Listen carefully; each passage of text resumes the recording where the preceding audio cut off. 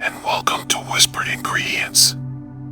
I'm Marcus Sage, and I'm here to whisper you gently to sleep with the most comforting stories food has to tell. Tonight is very special. We have a dreamy compilation featuring 6 beloved breakfast and brunch creations.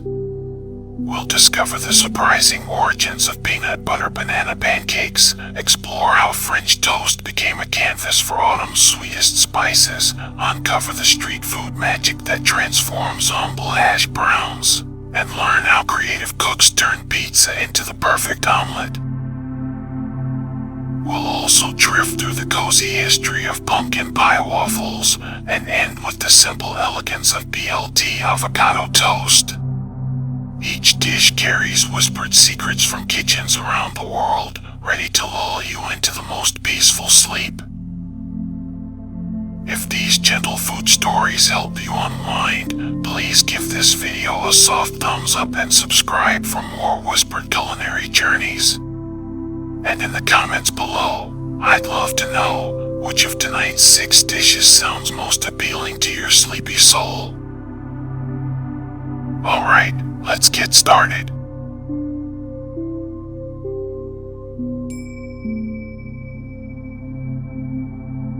The story of pancakes begins thousands of years ago, long before kitchens had the conveniences we know today. Archaeological evidence suggests that humans have been making simple flat cakes from ground grains and water since the Stone Age, around 30,000 years ago. These early versions were cooked on hot stones and bore little resemblance to the fluffy stacks we enjoy today, but they represented humanity's first steps toward transforming basic ingredients into something more satisfying and nourishing.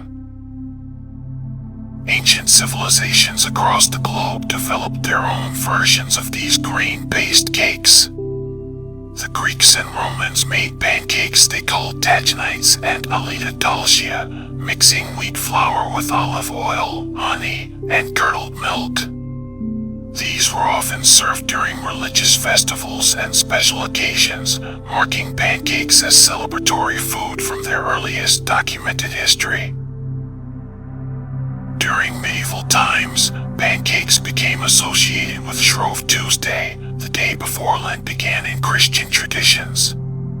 Families would use up rich ingredients like eggs, milk, and butter before the fasting period, creating what we now know as Pancake Day or Fat Tuesday. This tradition spread throughout Europe and eventually traveled to the New World with early settlers.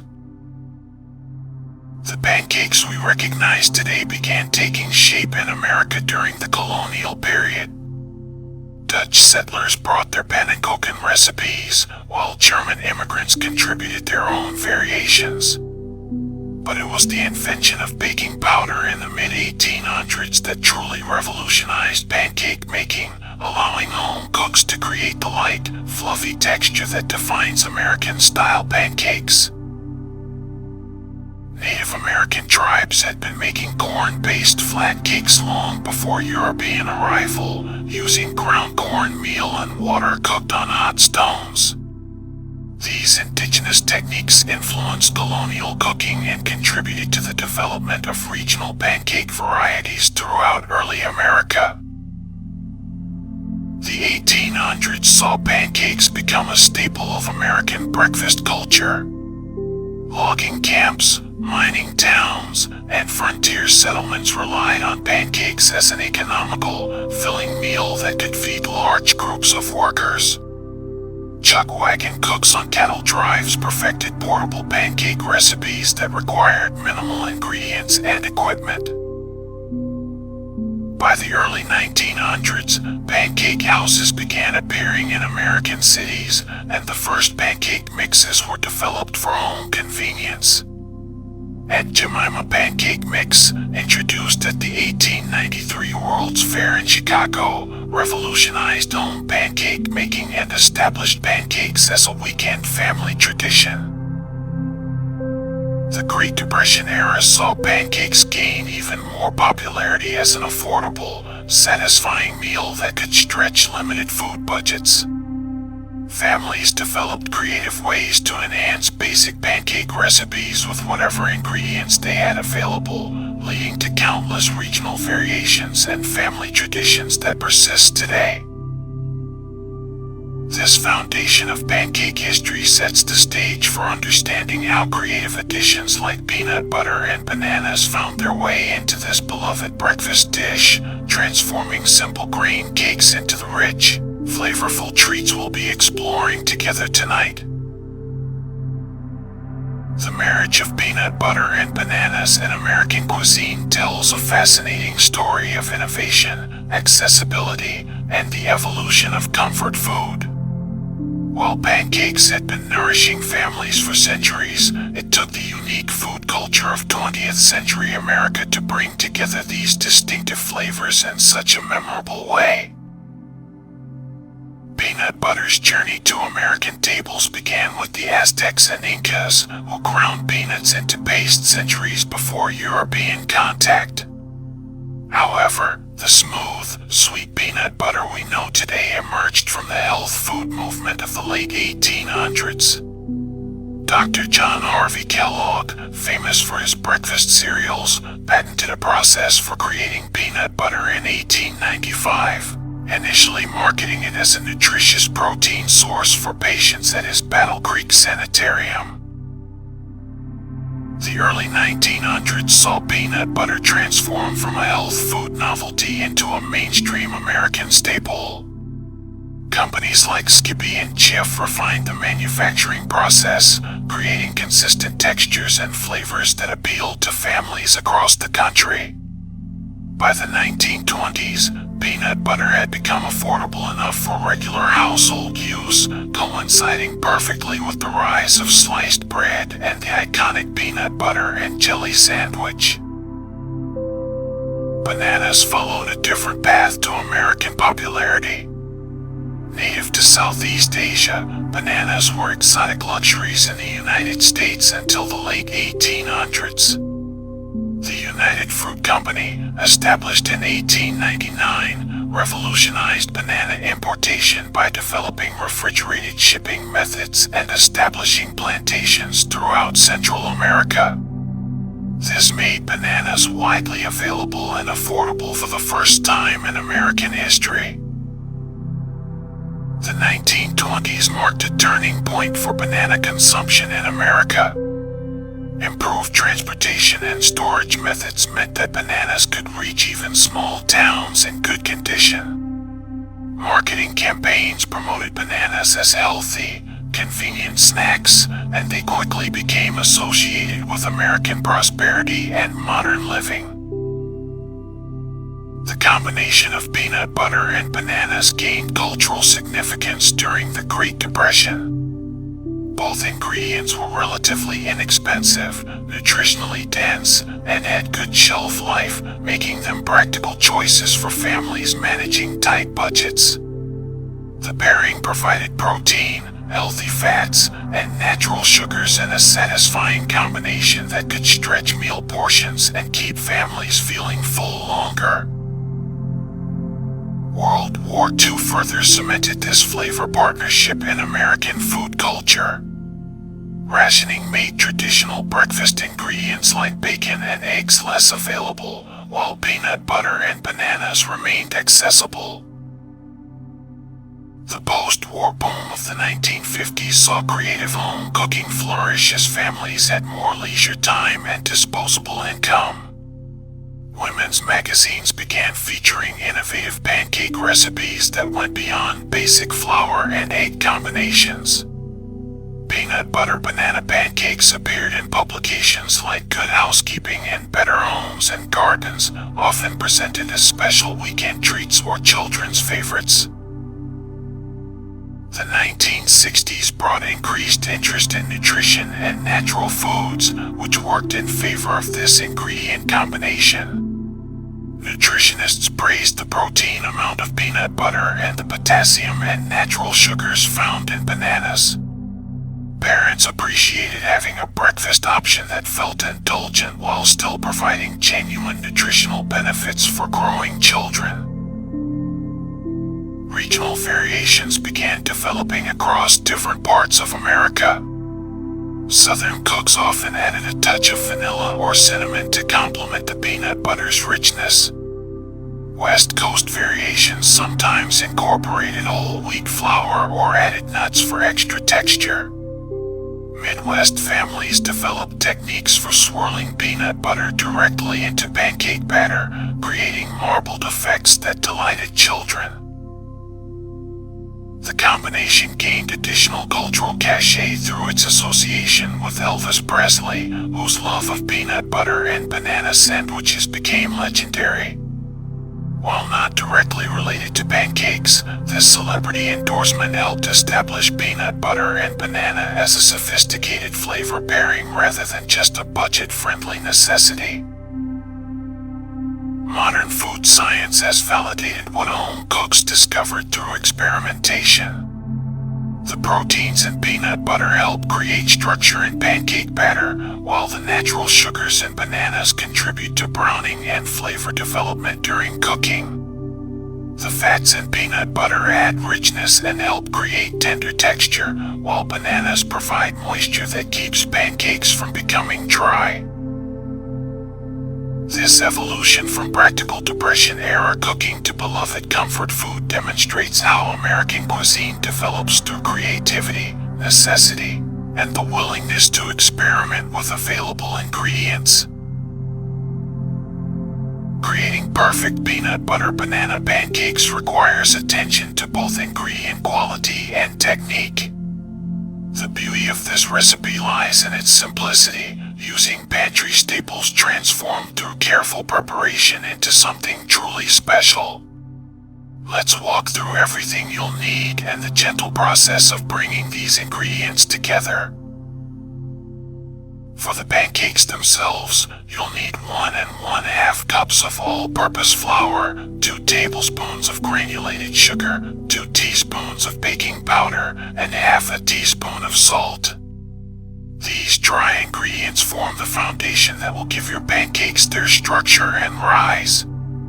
You'll also need 1 1/4 cups of whole milk, 1 large egg, 3 tablespoons of melted butter, and 1 teaspoon of vanilla extract for the wet ingredients that bring everything together.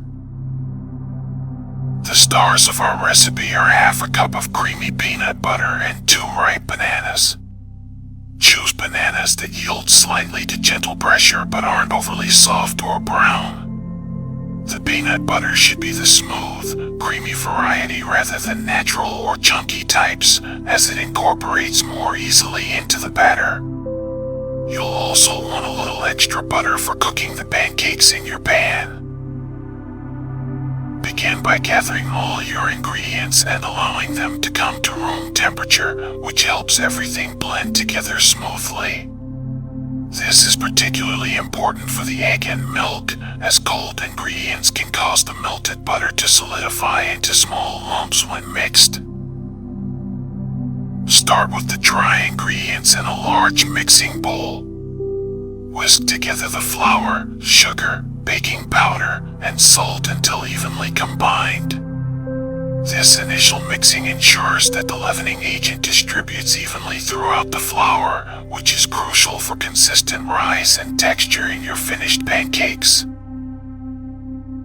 In another bowl, mash your bananas until they reach a mostly smooth consistency with just a few small lumps remaining. These little pieces will create delightful pockets of banana flavor throughout your pancakes.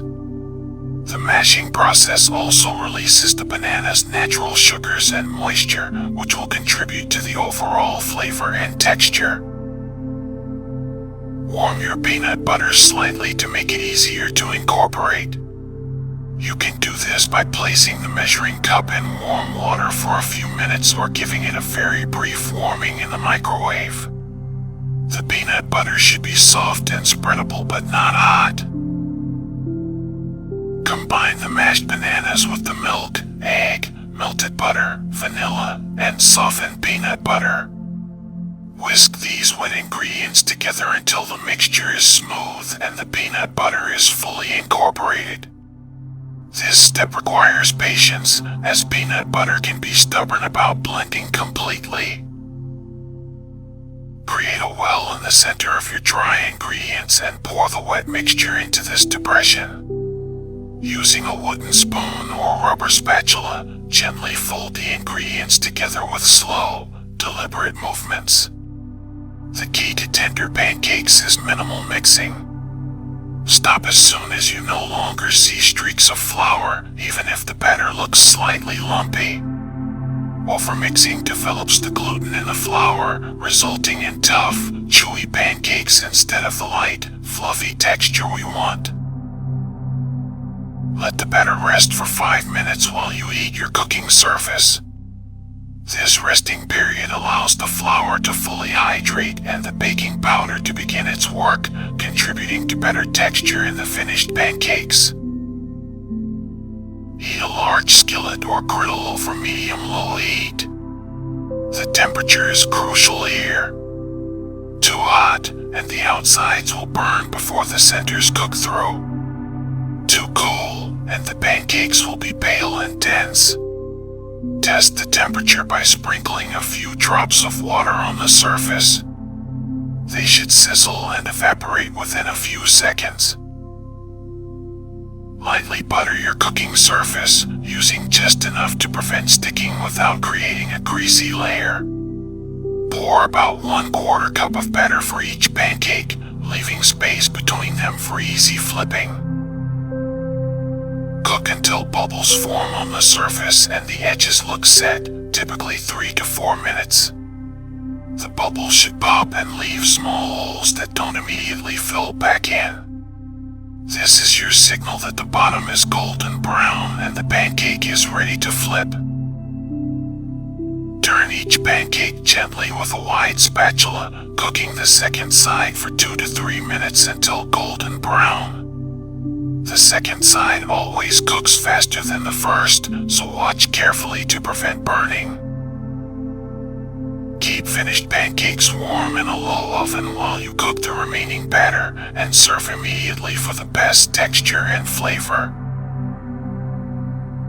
Each ingredient in our peanut butter banana pancakes carries its own fascinating story and contributes specific qualities that make these pancakes so satisfying. Understanding these individual components helps us appreciate how they work together to create something greater than the sum of their parts. All-purpose flour serves as the backbone of our pancakes, providing the protein structure that traps air bubbles and creates the tender crumb we love. Modern all-purpose flour is typically made from a blend of hard and soft wheat varieties, milled to remove the bran and germ, leaving the starchy endosperm. This process, perfected during the Industrial Revolution, creates flour with consistent protein levels between 10 and 12%, ideal for pancakes that are neither too dense nor too delicate. The wheat used in today's flour often comes from the Great Plains states, where vast fields stretch across Kansas, Nebraska, and surrounding areas. These regions provide the perfect combination of soil conditions and climate that wheat requires. The milling process involves multiple stages of grinding and sifting, creating the fine, powdery texture that incorporates easily into batters and doughs. Baking powder acts as our chemical leavening agent, creating the lift that transforms dense batter into fluffy pancakes. Most commercial baking powder is double-acting, meaning it releases carbon dioxide gas twice, once when mixed with liquid ingredients and again when heated. This invention, patented in 1868, revolutionized home baking by providing reliable results without the need for yeast or lengthy rising times. The eggs in our recipe serve multiple purposes beyond simple binding. They provide structure through protein coagulation, richness through their fat levels, and moisture through their water amounts. The lecithin naturally present in egg yolks acts as an emulsifier, helping to blend the oil and water-based ingredients into a smooth, cohesive batter. Fresh eggs with bright orange yolks, typically from pasture-raised hens, contribute the best flavor and nutritional value. Whole milk adds richness, moisture, and helps create the tender texture we desire in pancakes. The fat levels in whole milk, typically around 3.25%, contribute to flavor development and help create a more satisfying mouthfeel. The proteins in milk also contribute to browning through the Maillard reaction, giving our pancakes their appealing golden color. Butter brings both flavor and functional properties to our pancakes. The milk solids and butter contribute to browning and add a distinctive nutty flavor when heated. The fat levels help create tender texture by coating flour proteins and preventing tough gluten development. European-style butters, with their higher fat amounts, can create even richer results, though standard American butter works beautifully in this recipe. Our peanut butter represents one of America's most distinctive culinary contributions. Most commercial peanut butter uses peanuts that were grown in Georgia, Alabama, or other southeastern states where the warm climate and sandy soil create ideal growing conditions. The peanuts are actually legumes rather than true nuts, growing underground after the plant's flowers pollinate and send shoots down into the soil. The process of making peanut butter involves roasting the peanuts to develop flavor, then grinding them in stages from coarse pieces to the smooth paste we recognize. Commercial varieties often include small amounts of sugar, salt, and stabilizers to prevent oil separation and enhance flavor. The protein levels in peanut butter, typically around 25%, add nutritional value and help create structure in our pancake batter. Bananas bring natural sweetness, moisture, and distinctive flavor to our pancakes. Most bananas consumed in America are the Cavendish variety, grown in tropical regions of Central and South America. The ripeness of bananas significantly affects their contribution to recipes.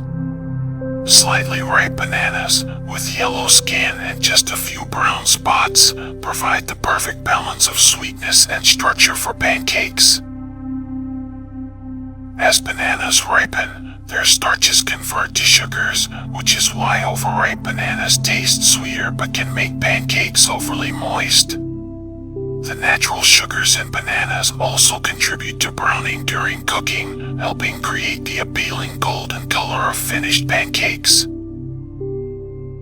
Vanilla extract, though used in small quantities, provides aromatic complexity that enhances the other flavors without overwhelming them. Pure vanilla extract comes from vanilla beans, primarily grown in Madagascar, Mexico, and Tahiti. The extraction process involves soaking vanilla beans in alcohol, which draws out the complex flavor compounds that make vanilla such a beloved flavoring. Salt, often overlooked, plays a crucial role in enhancing all the other flavors in our pancakes while also strengthening the protein structure in the flour.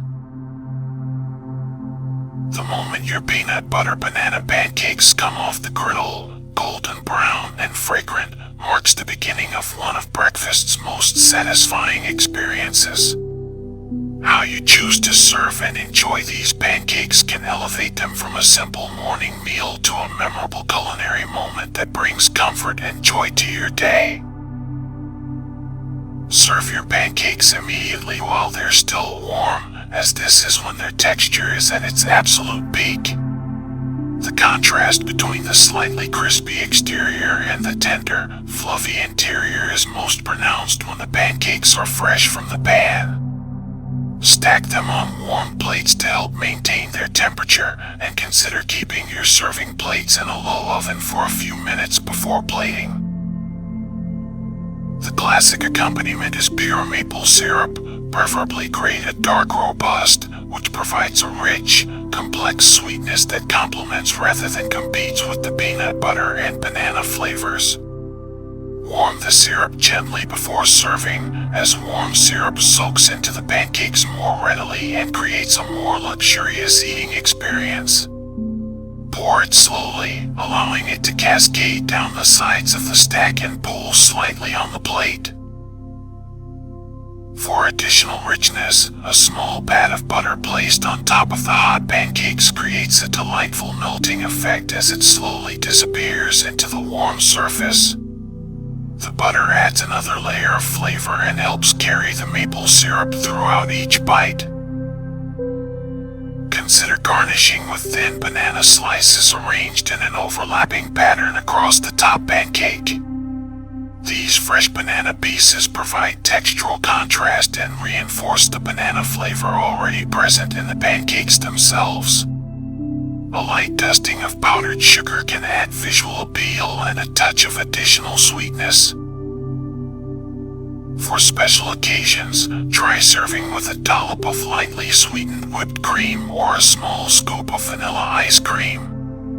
The cool, creamy texture creates a delightful temperature contrast with the warm pancakes, turning breakfast into something that feels almost dessert-like. Some families enjoy adding chopped toasted peanuts or a drizzle of additional peanut butter thin with a little warm milk. These additions intensify the peanut flavor and add textural interest to each bite. If you have leftover pancakes, store them in the refrigerator for up to 3 days, placing parchment paper between each pancake to prevent sticking. Reheat them in a toaster or toaster oven rather than the microwave, which can make them soggy. The toaster method helps restore some of the original texture and prevents the pancakes from becoming dense. For longer storage, these pancakes freeze beautifully for up to 3 months. Wrap them individually in plastic wrap or place parchment paper between them before storing in freezer bags. Frozen pancakes can go directly into the toaster from the freezer, making them an excellent make-ahead breakfast option for busy mornings. Consider making a double batch on weekend mornings, enjoying half immediately and freezing the rest for convenient weekday breakfasts. This approach allows you to enjoy homemade pancakes even when time is limited. These pancakes also work wonderfully for special occasions like birthday breakfasts, holiday mornings, or lazy Sunday brunches with family and friends. The familiar, comforting flavors appeal to both children and adults, making them an excellent choice when cooking for mixed age groups. For variation, try serving them with different fruit accompaniments like fresh strawberries or blueberries, which provide bright, acidic notes that balance the rich peanut butter flavor. A light sprinkle of cinnamon can add warmth and complexity, especially during cooler months. The beauty of peanut butter banana pancakes lies not just in their flavor, but in their ability to create moments of comfort and connection. Whether you're making them for a special someone, enjoying them as a weekend treat, or sharing them with family gathered around the breakfast table, these pancakes have a way of making ordinary mornings feel a little more special. They represent the best of American comfort food, combining simple ingredients in ways that create something both familiar and satisfying. Each bite delivers the nostalgic flavors that remind us of childhood mornings, family kitchens, and the simple pleasure of a well-made breakfast. And on that note, we've reached the end of our gentle journey through the world of peanut butter banana pancakes. From their humble origins and ancient grain cakes to the beloved American breakfast treat we know today, these pancakes tell a story of creativity, comfort, and the joy of sharing good food with the people we care about.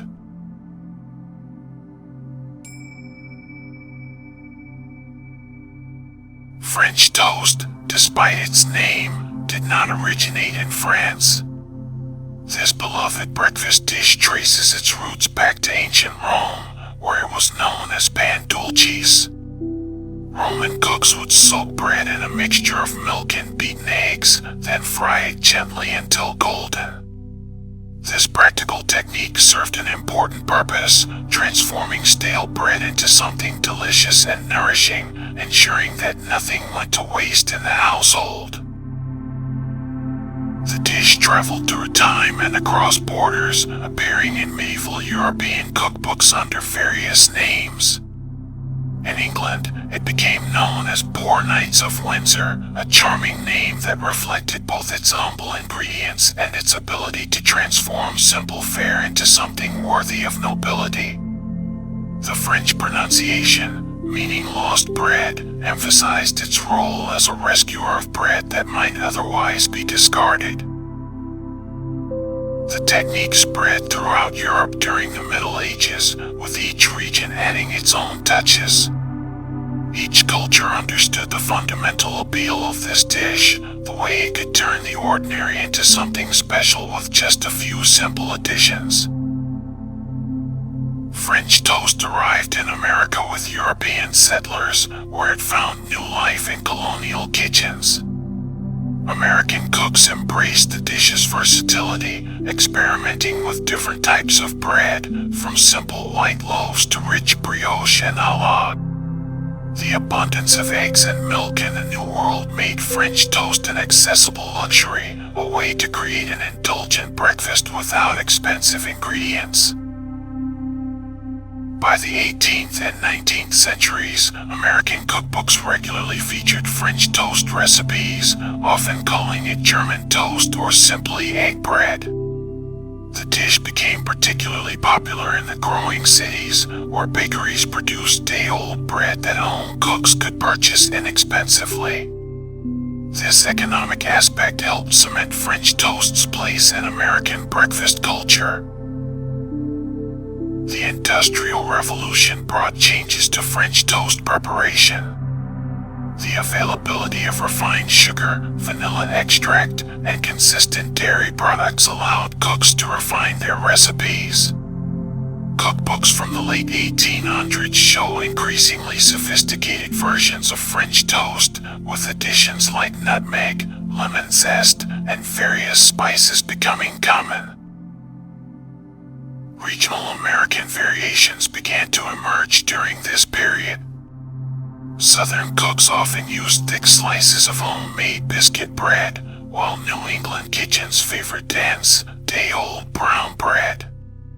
The Midwest developed a preference for using leftover coffee cake or sweetbreads, creating an even richer final dish. The 20th century saw French toast become a staple of American diners and breakfast restaurants. Short-order cooks perfected techniques for preparing multiple servings quickly, often using thick Texas toast or brioche for maximum absorption and flavor. The dish's popularity in restaurants helped standardize certain preparation methods and serving styles. Modern French toast continues to evolve, with contemporary cooks experimenting with artisanal breads, alternative milk products, and creative flavor combinations. Yet the fundamental appeal remains unchanged, that magical transformation of simple ingredients into something warm, comforting, and satisfying. The addition of apples and cinnamon represents one of the most beloved variations, bringing together flavors that have comforted people for generations. This foundation of French toast history sets the stage for understanding how apple and cinnamon became such natural partners in this classic dish, creating a combination that speaks to our deepest associations with home, comfort, and the simple pleasures of a well-prepared breakfast. The marriage of apples and cinnamon in cooking represents one of humanity's most enduring flavor partnerships, a combination that spans continents and centuries. Apples have been cultivated for over 4,000 years, beginning in the mountains of Kazakhstan, where wild apple forests still grow today. These ancient fruits traveled along trade routes, reaching Europe through Greek and Roman merchants who recognized their value both fresh and preserved. Medieval European monasteries became centers of apple cultivation, with monks carefully tending orchards and developing new varieties. The fruit's natural sugars and ability to store through winter made apples essential for survival during harsh months. Monastery kitchens began incorporating apples into bread-based dishes, creating early versions of what we might recognize as apple French toast today. Cinnamon's journey to European kitchens was far more exotic and expensive. This precious spice came from the inner bark of trees native to Sri Lanka and southern India. Arab traders controlled the cinnamon trade for centuries, transporting it along dangerous routes through the Middle East. The spice was so valuable that it was often given as gifts to monarchs and used as currency in some regions. During the medieval period, cinnamon was worth more than gold by weight. European nobles used it sparingly, reserving it for special occasions and religious festivals. The spice's warm, sweet flavor made it particularly prized for winter celebrations, where it was believed to provide warmth and ward off illness during cold months. The combination of apples and cinnamon likely first appeared in European monastery kitchens during the 12th and 13th centuries. Monks had access to both fresh apples from their orchards and small quantities of precious cinnamon through church trade networks. They discovered that cinnamon's warming spice perfectly complemented the sweet tartness of cooked apples, creating a flavor profile that seemed to embody comfort itself. Colonial America transformed this apple-cinnamon partnership from luxury to everyday pleasure. Apple trees thrived in the New World climate, and by the 1600s, colonial orchards produced abundant harvests. Johnny Appleseed, whose real name was John Chapman, became legendary for planting apple trees across the frontier, ensuring that this beloved fruit would be available to settlers wherever they traveled. Cinnamon became more accessible in America through direct trade with spice-producing regions.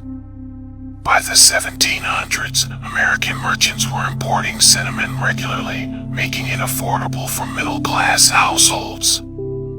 This accessibility allowed colonial cooks to experiment freely with apple-cinnamon combinations, incorporating them into everything from pies and cakes to breakfast dishes like French toast. The 19th century saw apple-cinnamon French toast become particularly associated with autumn celebrations and harvest festivals. American families would prepare special breakfast feasts using the season's fresh apple harvest, combining sliced apples with cinnamon in their French toast preparations. This seasonal tradition helped establish the flavor combination as a symbol of home, family, and abundance. Regional variations developed across America during this period. New England cooks often used dark Granny Smith apples with heavy cream and maple syrup. Southern kitchens preferred sweeter apple varieties with buttermilk and the egg mixture. Midwestern families incorporated local honey and sometimes added a touch of nutmeg alongside the cinnamon. The rise of commercial food production in the early 20th century helped standardize apple cinnamon as a recognized flavor pairing. Food manufacturers began producing apple cinnamon cereals, pastries, and other products, cementing the combination in the American palate. This commercial success reflected the deep cultural connection people felt to these flavors. Psychological research has shown that apple and cinnamon scents trigger powerful emotional responses related to home, safety, and nurturing. The combination activates memory centers in the brain associated with childhood, family gatherings, and seasonal celebrations.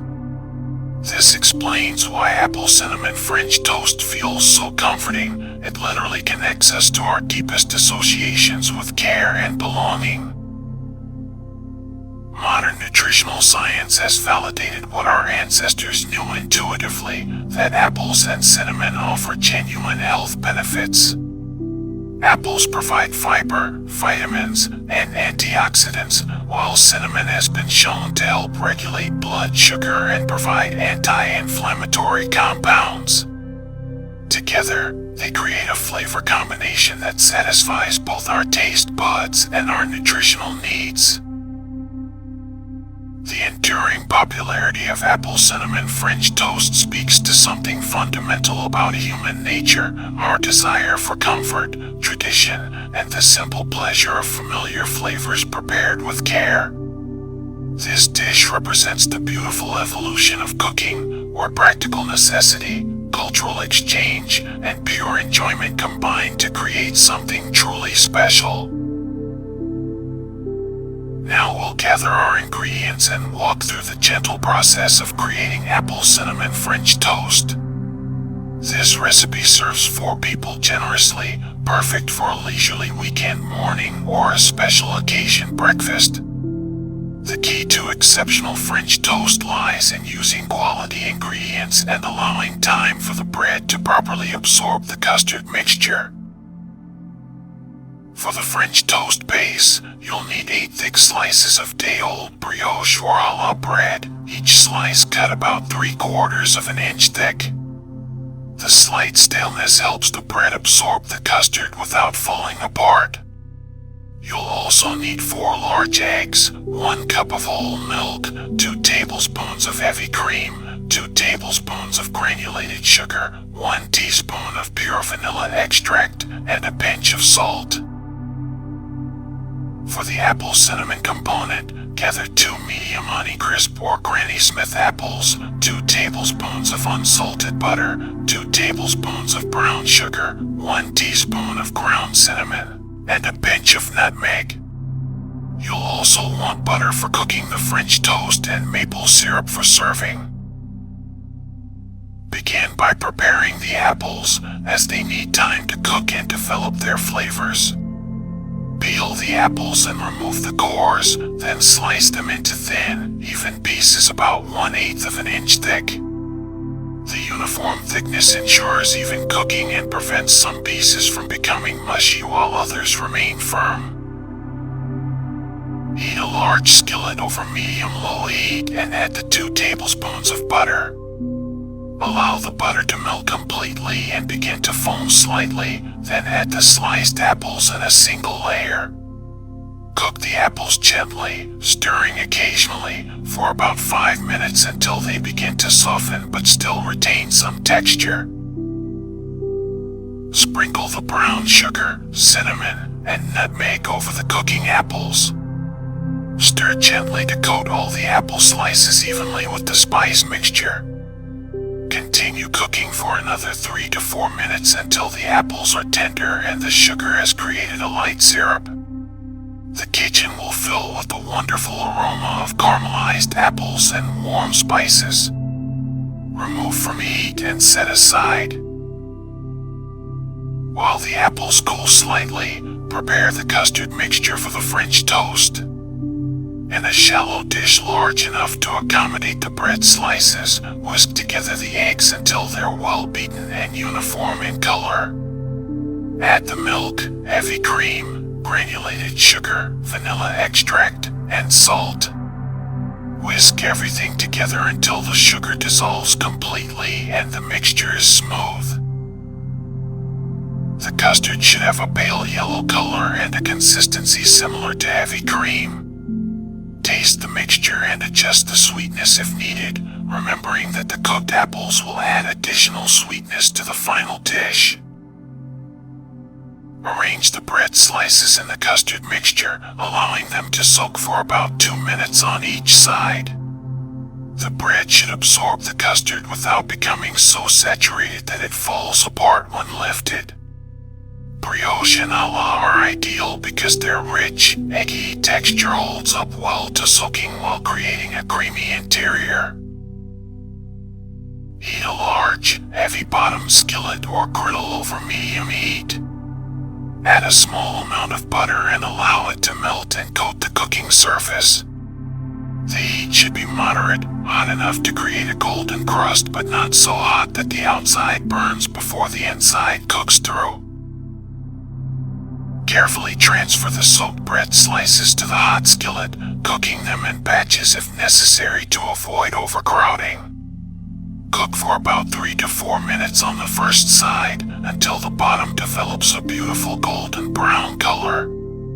Flip the slices carefully using a wide spatula and cook for another 2 to 3 minutes on the second side. The finished French toast should be golden brown on both sides with a slightly crispy exterior and a creamy, custard-like interior. The edges should be set but not dry, and the center should feel firm but still tender when gently pressed. To serve, place 2 slices of French toast on each plate and top generously with the warm cinnamon apples. The contrast between the rich, eggy French toast and the sweet, spiced apples creates a perfect balance of flavors and textures. Drizzle with maple syrup and serve immediately while everything is still warm. The preparation process itself is meditative and calming, from the gentle stirring of the cooking apples to the careful soaking of the bread. Each step builds anticipation for the final dish, creating not just a meal but an experience that engages all the senses and creates lasting memories of comfort and satisfaction. Let's explore each ingredient in our apple cinnamon French toast, understanding how these simple components work together to create something magical.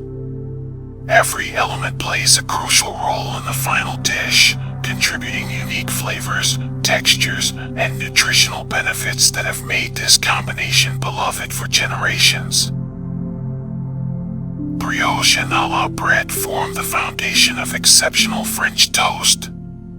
Brioche, originating in 16th century France, contains a high proportion of eggs and butter, creating a rich, tender crumb that absorbs custard beautifully without disintegrating. The bread's slightly sweet flavor complements the apple cinnamon topping perfectly. A la traditional Jewish bread offers similar properties with its egg-enriched dough and braided structure that creates interesting pockets for custard absorption. Day-old bread works better than fresh because it has lost some moisture, creating tiny air spaces that welcome the custard mixture. Fresh bread can become soggy and fall apart during soaking, while properly aged bread maintains its structure while absorbing maximum flavor. The thickness of each slice matters too, with 3/4-inch pieces providing the ideal ratio of crispy exterior to creamy interior. Eggs serve as the binding agent in our custard, their proteins coagulating when heated to create the characteristic texture of French toast. Large eggs provide consistent results, with their yolks contributing richness and color while the whites add structure. The lecithin in egg yolks acts as a natural emulsifier, helping to blend the milk and cream into a smooth, cohesive mixture. Whole milk provides the liquid base for our custard, its fat portion contributing to the rich mouthfeel of the finished dish. The proteins in milk also participate in the browning process, helping to create that beautiful golden exterior. Heavy cream adds extra richness and helps create an even more luxurious texture, though the dish works well with milk alone if preferred. Apples bring natural sweetness, tartness, and texture to our dish. Honeycrisp apples offer a perfect balance of sweet and tart flavors with a crisp texture that holds up well to cooking. Granny Smith apples provide more tartness, which some prefer as a contrast to the rich French toast. Both varieties contain pectin, a natural fiber that helps create the slightly syrupy consistency when cooked with sugar. The choice of apple variety significantly affects the final dish. Softer apples break down more during cooking, creating an almost sauce-like topping. Firmer varieties maintain their shape and provide textural contrast. Seasonal considerations matter too, with fall apples generally offering the best flavor and texture for cooking applications. Cinnamon, derived from the inner bark of evergreen trees, provides the warming spice that defines this dish. Ceylon cinnamon, considered true cinnamon, offers a delicate, sweet flavor, while cassia cinnamon, more common in American kitchens, provides a stronger, more intense taste. Ground cinnamon releases its flavors quickly when heated, blooming in the butter and coating the apple slices with aromatic compounds. The volatile oils in cinnamon, particularly cinnamaldehyde, create the characteristic aroma and flavor we associate with comfort and home. These compounds also provide potential health benefits, including antioxidant properties and possible blood sugar regulation effects. The warming sensation cinnamon provides isn't just psychological, the spice actually increases circulation and body temperature slightly. Brown sugar contributes more than sweetness to our apple mixture. Its molasses portion adds depth and complexity, with caramel notes that complement both the apples and cinnamon. Brown sugar also contains more moisture than white sugar, helping to create the syrupy coating on our cooked apples. The slight acidity in brown sugar helps break down the apple fibers, contributing to the tender texture. Butter plays multiple roles in this recipe, from cooking the apples to greasing the pan for the French toast. Its milk solids brown when heated, creating nutty flavors that enhance the overall taste profile. The fat in butter helps carry and distribute the cinnamon and other spice flavors throughout the apple mixture, while also providing richness and mouthfeel. Vanilla extract adds floral, sweet notes that bridge the flavors between the custard and the apple topping. Pure vanilla extract, made from vanilla beans, provides complex flavor compounds that artificial vanilla cannot match. The alcohol in vanilla extract evaporates during cooking, leaving behind the concentrated vanilla flavor that enhances the overall sweetness perception without adding sugar. Salt, though used in small quantities, plays a crucial role in balancing flavors and enhancing sweetness perception. It also helps strengthen the protein structure in the egg custard, contributing to better texture in the finished French toast. Even this tiny amount makes a noticeable difference in the final dish's flavor complexity. Apple cinnamon French toast reaches its full potential when served and enjoyed thoughtfully, with attention to temperature, accompaniments, and the overall dining experience. The dish tastes best when served immediately after cooking, while the French toast retains its crispy exterior and the apples remain warm and fragrant with their spices fully bloomed. The ideal serving temperature allows you to fully appreciate the contrast between textures. The French toast should be hot enough that steam rises gently from the surface, indicating the creamy interior is properly warmed through. The apple topping should be warm but not scalding, allowing the cinnamon and brown sugar flavors to coat your palate without overwhelming your taste buds. Traditional accompaniments enhance rather than compete with the apple cinnamon flavors.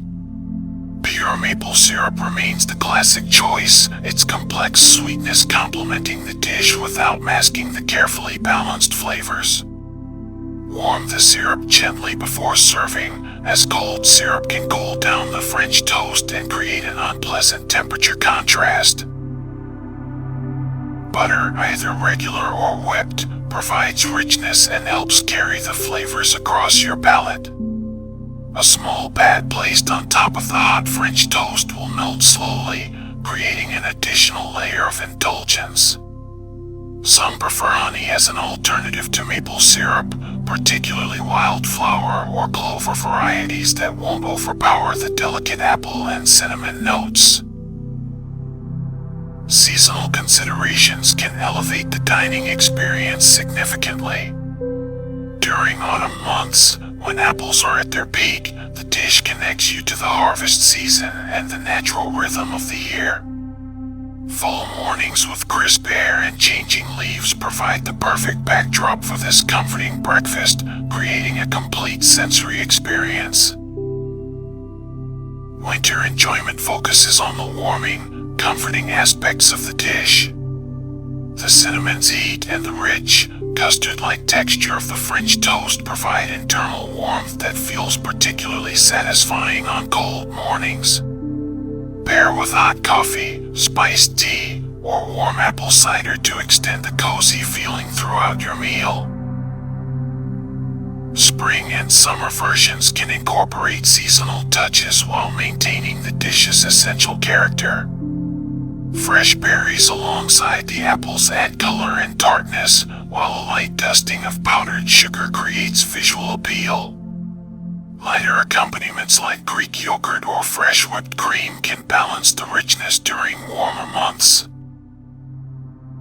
Proper storage and reheating techniques preserve the dish's quality for later enjoyment. Leftover French toast keeps well in the refrigerator for up to 3 days when stored in airtight containers. The apple topping should be stored in its own container to prevent the French toast from becoming soggy. Reheating requires gentle methods to restore the original texture. A low oven, around 300 degrees, warms the French toast evenly without drying it out. Cover with foil to prevent excessive browning and heat for about 10 minutes. The apple topping reheats beautifully in a small saucepan over low heat, stirring gently to redistribute the syrupy coating. Nutritional benefits make this indulgent dish surprisingly wholesome. The eggs provide complete proteins and essential amino acids, while the milk contributes calcium and vitamin D. Apples offer dietary fiber, vitamin C, and antioxidants, particularly in the skin if you choose to leave it on. Cinnamon provides antioxidants and may help regulate blood sugar levels. The dish works beautifully for special occasions and gatherings. Weekend family breakfasts become memorable events when this comforting dish appears on the table. Holiday mornings, particularly during fall and winter celebrations, benefit from the festive flavors and the time-honored tradition of sharing special foods with loved ones. Breakfast in bed scenarios call for careful presentation and timing. Warm the plates slightly before plating and consider smaller portions that are easier to manage. A small pitcher of warm syrup and a cloth napkin complete the luxurious experience. The meditative aspects of both preparing and eating this dish contribute to its appeal. The gentle cooking process encourages mindfulness and presence, while eating slowly allows full appreciation of the complex flavors and textures. This makes apple cinnamon French toast perfect for leisurely mornings when you have time to savor both the preparation and consumption. The dish represents more than just breakfast. It embodies comfort, tradition, and the simple pleasure of well-prepared food shared with care. Whether enjoyed alone as a personal treat or shared with family and friends, apple cinnamon French toast creates moments of satisfaction and joy that linger long after the last bite. And on that note, we've completed our gentle journey through the world of apple cinnamon French toast, from its ancient origins to the perfect bite.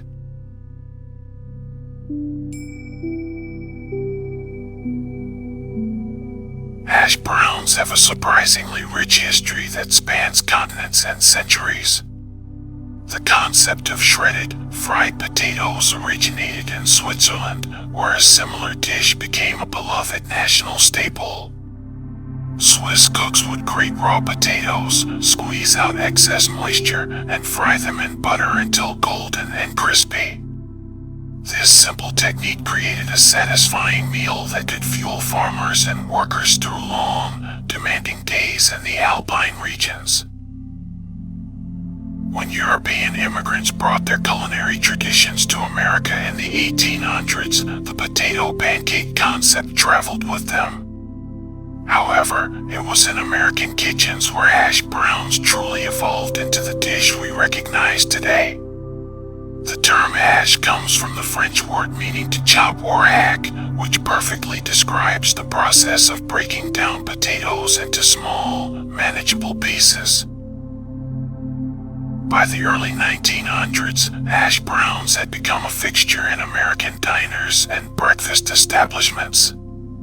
The dish offered restaurant cooks a practical way to use leftover boiled potatoes, transforming them into something fresh and appealing. Cooks would shred cold, cooked potatoes, then fry them on a flat griddle until they developed that characteristic golden crust that makes hash browns so irresistible.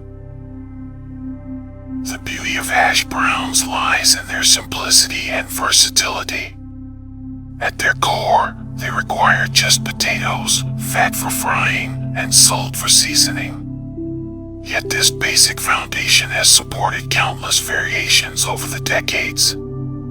Some cooks prefer using raw potatoes for a more tender interior, while others swear by the firmer texture that comes from using pre-cooked potatoes. Regional preferences emerged across America, with some areas favoring loose, individual shreds of potato, while others preferred the patty style where shredded potatoes are pressed together into a cohesive cake. The cooking fat varied too, from butter in home kitchens to vegetable oil in commercial establishments, each contributing its own subtle flavor to the finished dish. During the mid-20th century, frozen hash browns revolutionized breakfast preparation, making this beloved dish accessible to busy families and restaurants alike. The convenience factor helped cement hash browns as an essential component of the American breakfast, alongside eggs, bacon, and toast. What makes hash browns so enduringly popular is their ability to serve as a blank canvas for creative cooks. The neutral potato flavor pairs beautifully with herbs, spices, cheeses, and vegetables, making them an ideal foundation for fusion dishes like our street corn hash browns. This adaptability has allowed hash browns to evolve beyond their European roots, embracing flavors from cuisines around the world while maintaining their essential character as a comforting, satisfying breakfast dish. The technique of achieving perfect hash browns requires patience and understanding of how potatoes behave when heated. The starch in potatoes undergoes a transformation when exposed to high heat, creating the golden brown crust that defines excellent hash browns. This process develops complex flavors and appealing textures that make simple ingredients taste extraordinary. Different potato varieties produce different results in hash brown preparation.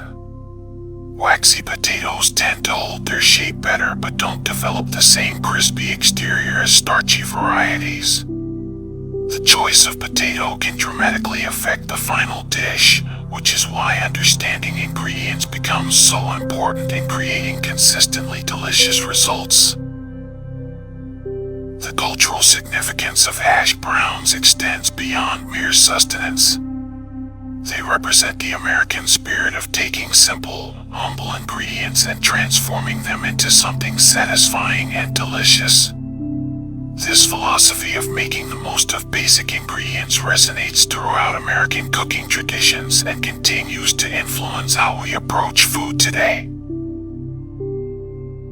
The inspiration for our street corn hash browns comes from one of Mexico's most beloved street foods, Mexican street corn. This traditional treat has been delighting people for generations, representing the perfect balance of sweet corn, tangy lime, creamy cheese, and warming spices that define so much of Mexican cuisine. Mexican street corn refers specifically to whole ears of corn that are grilled or boiled, then dressed with a combination of mayonnaise, cotija cheese, chili powder, and lime juice. Street vendors throughout Mexico have been serving this delicious snack for decades, pushing colorful carts through neighborhoods and gathering crowds with the enticing aroma of charred corn and the cheerful calls announcing their presence. The origins of Mexican street corn trace back to ancient Mesoamerican civilizations, where corn held sacred significance. The Aztecs, Maya, and other indigenous peoples considered corn to be a gift from the gods, and it formed the foundation of their diet and culture. Archaeological evidence suggests that indigenous peoples were preparing corn with lime and chili peppers thousands of years ago, creating flavor combinations that remain popular today. When Spanish colonizers arrived in the Americas, they encountered these sophisticated corn preparations and gradually adopted them into their own culinary practices. The addition of dairy products like cheese came later, as European livestock and dairy traditions merged with indigenous ingredients and techniques. This cultural blending created the Mexican street corn we know today, a perfect example of how Mexican cuisine beautifully combines pre-Columbian ingredients with colonial influences. Traditional Mexican street corn preparation is almost ritualistic in its precision. Vendors carefully select ears of corn at peak ripeness, ensuring the kernels are plump and sweet. The corn is typically boiled in large pots of salted water, though grilling over charcoal has become increasingly popular for the smoky flavor it imparts. Once cooked, the corn is pierced with a wooden stick for easy handling, then painted with mayonnaise using a brush or spoon.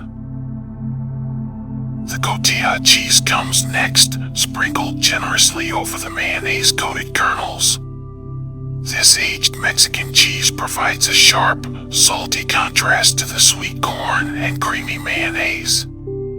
Finally, a dusting of chili powder adds warmth and color, while fresh lime juice brightens the entire combination with its acidic punch. Regional variations of Mexican street corn exist throughout Mexico, with some areas preferring different types of chili powder or adding ingredients like hot sauce or additional spices. In some regions, vendors offer a cup version, which features the same flavor combination but with corn kernels cut from the cob and served in cups, making it easier to eat while walking. The popularity of Mexican street corn has spread far beyond Mexico's borders, particularly in areas with large Mexican populations.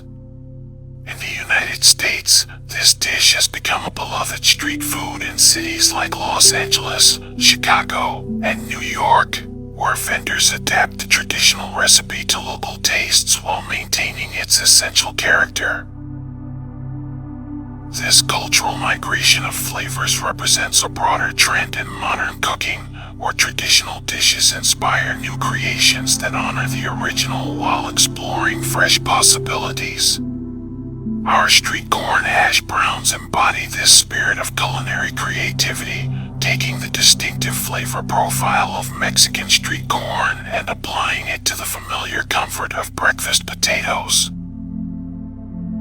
The genius of this fusion lies in how well the flavors complement each other. The crispy, golden hash browns provide the perfect textural contrast to the creamy cotija cheese, while the lime juice adds brightness that cuts through the richness of the fried potatoes.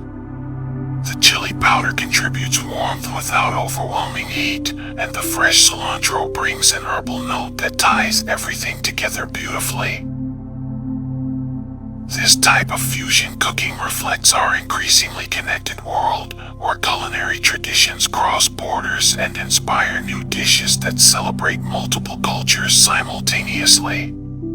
By combining the comfort of American breakfast food with the vibrant flavors of Mexican street food, we create something that honors both traditions while offering something entirely new and exciting. The street food culture that gave birth to Mexican street corn represents a fascinating aspect of urban food traditions. Street vendors have always played crucial roles in feeding communities, offering affordable, delicious food that reflects local tastes and ingredients.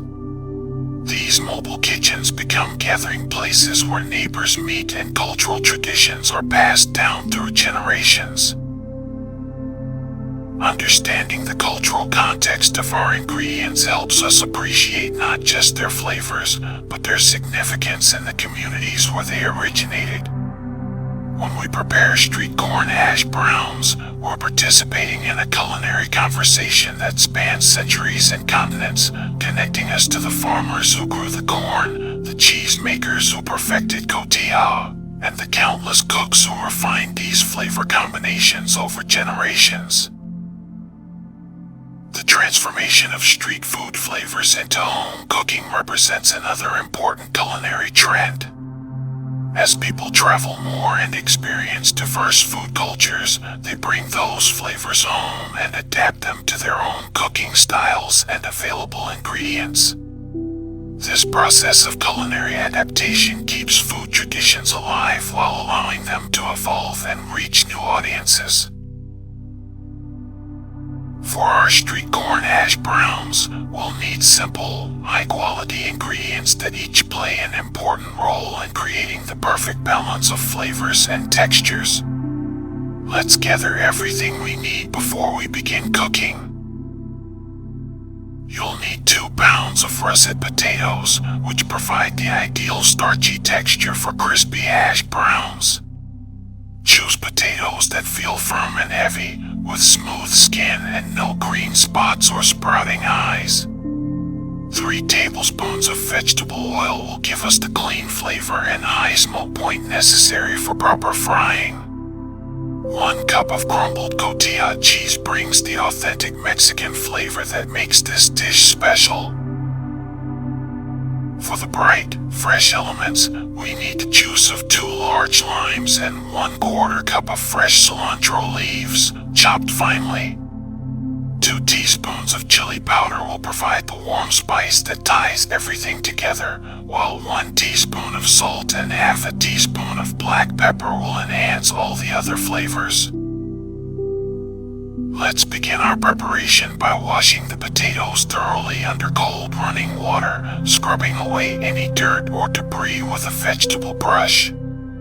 We'll leave the skins on for added texture and nutrition, but make sure they're completely clean. Using a box grater or food processor with a shredding attachment, grate the potatoes into long, thin strips.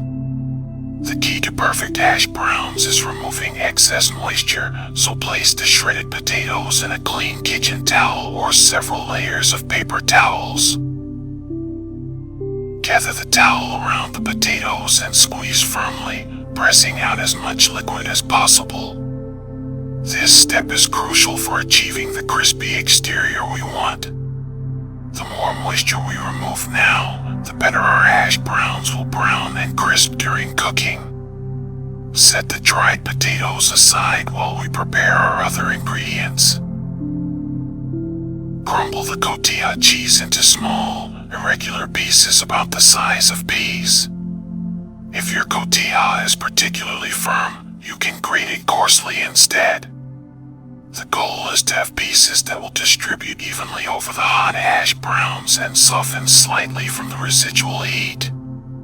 Wash and dry the cilantro thoroughly, then chop it finely, discarding any thick stems. Cut the limes in half and juice them, straining out any seeds. Fresh lime juice is essential here, as bottled juice lacks the bright, vibrant flavor that makes this dish shine. Measure out your chili powder, salt, and pepper, keeping them within easy reach for seasoning. Now we're ready to cook. Heat a large, heavy skillet or cast iron pan over medium-high heat.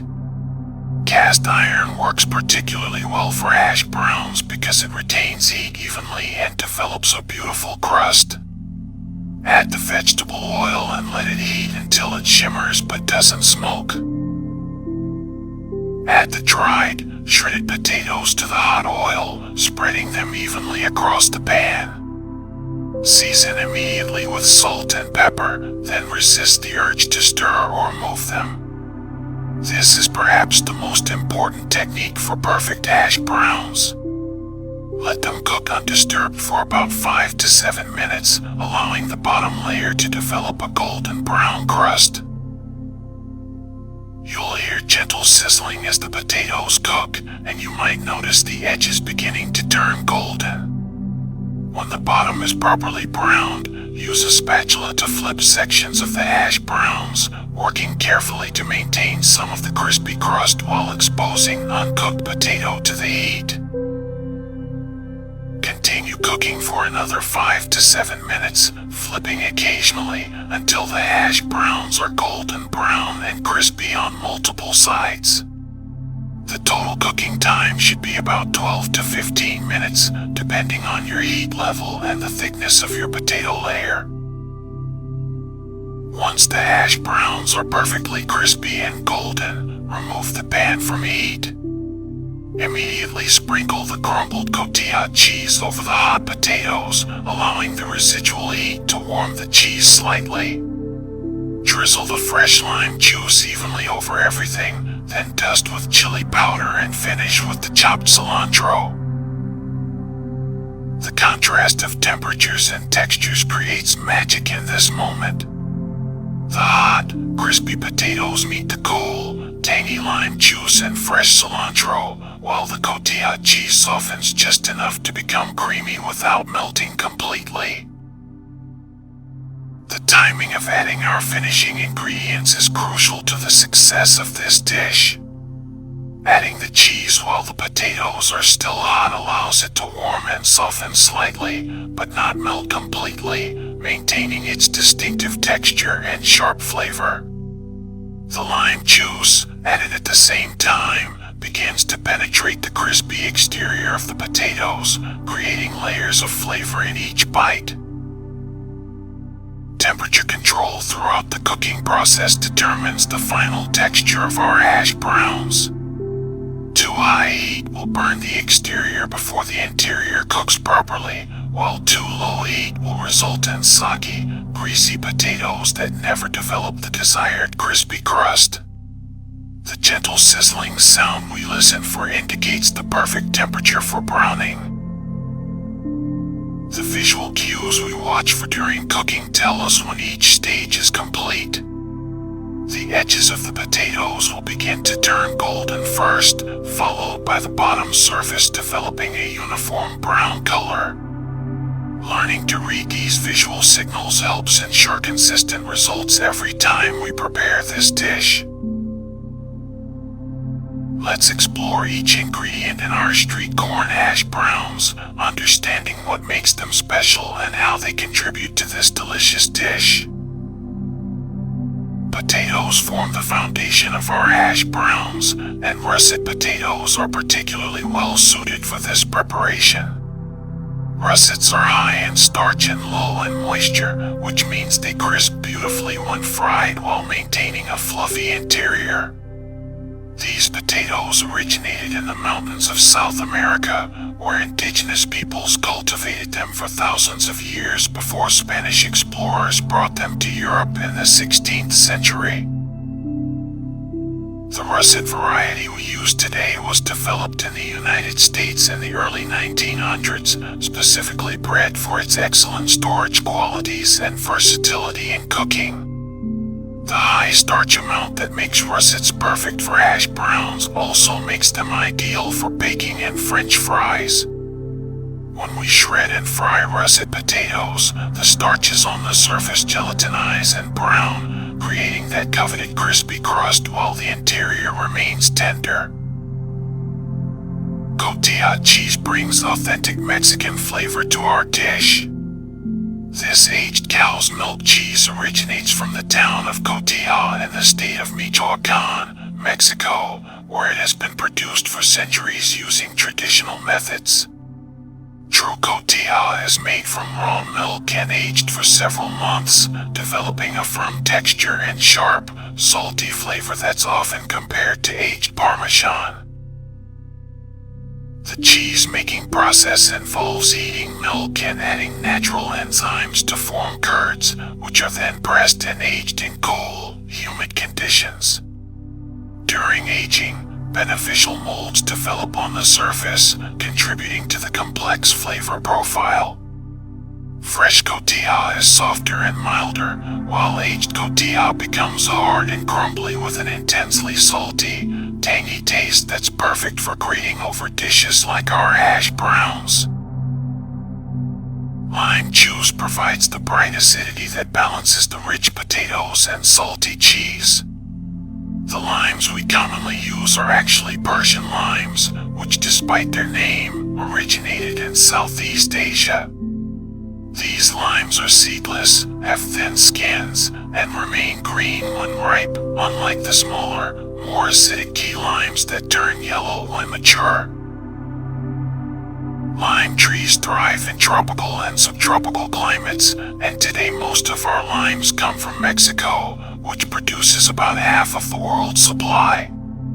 The citric acid in lime juice not only adds flavor but also helps prevent the potatoes from oxidizing and turning brown. The essential oils in lime zest contain compounds that create the distinctive citrus aroma we associate with fresh limes.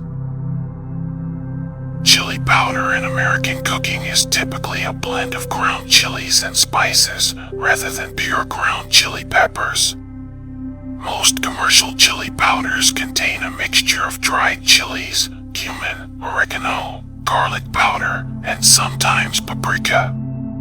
The primary chili in most blends is the New Mexico chili, also known as hatch chili, which provides moderate heat and a slightly sweet, earthy flavor. The tradition of blending spices for chili powder began in the American Southwest, where Mexican and American culinary traditions merged. Different brands and regions have their own signature blends, with some emphasizing heat while others focus on complex flavor. The moderate heat level of most chili powders makes them perfect for dishes like our hash browns, where we want warmth and flavor without overwhelming spiciness. Cilantro, also known as coriander when referring to its seeds, is one of the world's most widely used herbs. This annual plant belongs to the parsley family and has been cultivated for over 3,000 years. Archaeological evidence suggests that cilantro was used in ancient Egypt, Greece, and Rome, and it spread throughout Asia and the Americas through trade and exploration. The distinctive flavor of cilantro comes from compounds called aldehydes, which create its fresh, citrusy taste. Interestingly, genetic variations affect how people perceive cilantro's flavor. Some people have a genetic variant that makes cilantro taste soapy or unpleasant, while others find it refreshing and essential to many dishes. Vegetable oil serves as our cooking medium, and its neutral flavor allows the other ingredients to shine. Most vegetable oils are blends of different plant oils, commonly including soybean, corn, canola, and sunflower oils. These oils have high smoke points, meaning they can be heated to the temperatures necessary for proper browning without breaking down or developing off flavors. The refining process for vegetable oil involves extracting oil from seeds or plants, then filtering and processing it to remove impurities and create a stable, neutral-tasting product. This processing gives vegetable oil its long shelf stability and versatility in cooking applications from frying to baking. The interaction between these ingredients creates the complex flavor profile that makes our street corn hash browns so appealing. The starchy potatoes provide a neutral base that absorbs and carries the other flavors, while the acidic lime juice brightens everything and prevents the dish from feeling too heavy. The cotija cheese adds richness and depth, while the chili powder provides warmth and the cilantro contributes freshness. Understanding how ingredients work together helps us appreciate why certain combinations become classics. The balance of rich, acidic, salty, and fresh elements in our dish follows principles that appear in cuisines around the world, demonstrating how fundamental flavor relationships transcend cultural boundaries. The quality of each ingredient significantly impacts the final dish. Fresh lime juice tastes dramatically different from bottled versions, while authentic cotija cheese provides flavors that substitutes cannot match. Investing in quality ingredients, especially for simple dishes like this one, pays dividends in the final result. Salt plays a crucial but often overlooked role in bringing all these flavors together. It enhances the natural sweetness of the potatoes, brightens the lime juice, and helps the other seasonings taste more vibrant. The timing of when we add salt during cooking also affects how it integrates with the other ingredients. The textural contrasts in our dish are just as important as the flavors. The crispy potatoes provide crunch, the cotija adds a slightly grainy texture, the lime juice contributes moisture, and the cilantro offers a tender, leafy element. These varied textures keep each bite interesting and prevent the dish from becoming monotonous. Street corn hash browns shine brightest when served immediately while the potatoes are still crispy and the cheese is just beginning to warm from the residual heat. This dish works beautifully as a standalone breakfast or brunch item, but it also pairs wonderfully with other morning favorites. Consider serving these hash browns alongside scrambled eggs cooked with a touch of butter and fresh herbs. The creamy eggs complement the crispy potatoes perfectly, while the lime and cilantro in the hash browns add brightness that cuts through the richness of both dishes. A few slices of ripe avocado on the side create a complete Mexican-inspired breakfast that feels both indulgent and fresh. For a heartier meal, top the hash browns with a fried egg, letting the golden yolk run down through the crispy potatoes and tangy cheese. The combination of textures and flavors creates something truly special, with each bite offering different proportions of crispy potato, creamy yolk, sharp cheese, and bright lime. These hash browns also work beautifully as a side dish for lunch or dinner. They pair particularly well with grilled meats, especially those with Mexican or Southwestern seasonings. Try serving them alongside grilled chicken that's been marinated in lime juice and cumin, or with pork tenderloin rubbed with chili powder and garlic. The dish is best enjoyed fresh from the pan, as the contrast between the hot, crispy potatoes and the cold, fresh toppings creates the most dynamic eating experience. However, if you need to hold them briefly, keep the cooked hash browns warm in a low oven while you prepare other components of your meal. For storage, leftover hash browns can be refrigerated for up to 3 days in a covered container. To reheat, spread them on a baking sheet and warm in a 400-degree oven for about 10 minutes until they're heated through and the edges are crispy again. Avoid microwaving, as this will make the potatoes soggy and eliminate the textural contrast that makes this dish special. You can prepare components of this dish ahead of time to streamline your morning cooking. The potatoes can be shredded and dried up to a day in advance, stored covered in the refrigerator. The cotija can be crumbled, the cilantro chopped, and the lime juiced several hours ahead, though the lime juice is best used within a few hours for optimal flavor. For variations on this theme, consider experimenting with different types of chili powder or adding a pinch of smoked paprika for deeper flavor. Some cooks enjoy adding finely diced jalapenos to the potatoes while they cook, creating more heat and texture. Others like to finish the dish with a drizzle of Mexican crema or a dollop of sour cream for extra richness. The beauty of this fusion approach is how it opens doors to other creative combinations. The same technique could work with other international flavor profiles, perhaps using feta cheese and oregano for a Greek-inspired version, or Parmesan and herbs for an Italian twist. When serving guests, consider setting up a small garnish station with extra lime wedges, additional cotija cheese, and fresh cilantro, allowing people to adjust the flavors to their personal preferences. Some may want extra lime for more brightness, while others might prefer additional cheese for richness. The visual appeal of this dish makes it perfect for entertaining. The golden brown potatoes topped with white cheese, green cilantro, and a dusting of red chili powder create a beautiful presentation that looks as good as it tastes.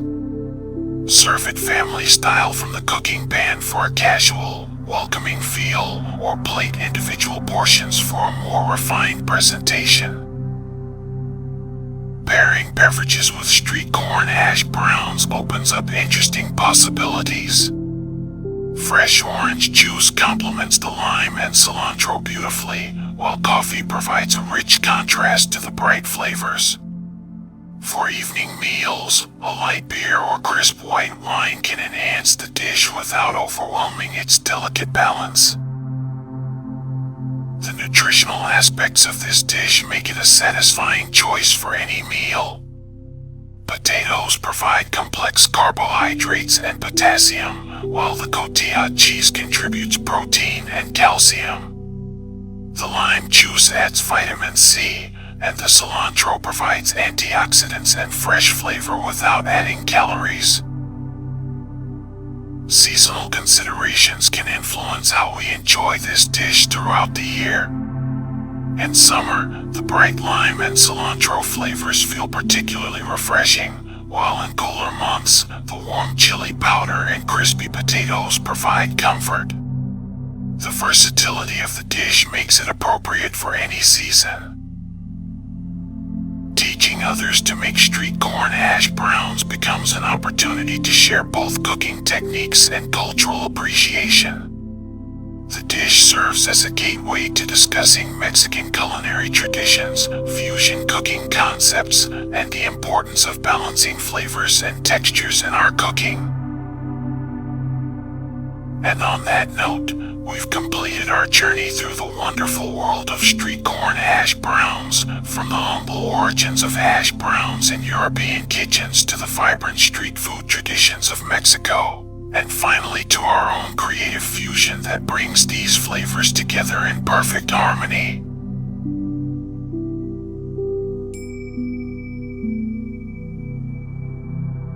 The story of our pizza omelet begins thousands of years ago in ancient Persia, where the earliest omelets were first created. The technique of whisking eggs and cooking them into a tender, folded creation slowly traveled westward along ancient trade routes, eventually reaching the kitchens of France, where it was refined into the classic omelet we know today. The French word omelet itself carries the whispers of this long journey, evolving through centuries of pronunciation and regional dialects. French cooks perfected the technique of creating that perfect, creamy interior while maintaining a smooth, golden exterior. They discovered the importance of temperature control, the gentle folding motion, and the precise timing that transforms simple eggs into something truly elegant. Fast forward to the modern American kitchen, where creative home cooks began experimenting with fusion cuisine in the mid to late 20th century. The pizza omelet emerged as a brilliant solution to a common craving. How do you satisfy that desire for pizza when you want something lighter, quicker, or when you simply don't have pizza dough on hand?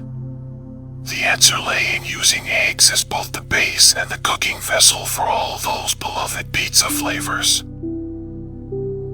What makes this combination so remarkably successful is the way Italian and French culinary principles complement each other.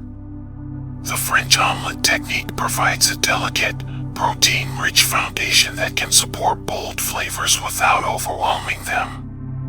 Meanwhile, Italian pizza elements, tomatoes, herbs, and cheese bring a richness and complexity that transforms the simple egg dish into something much more satisfying and complete.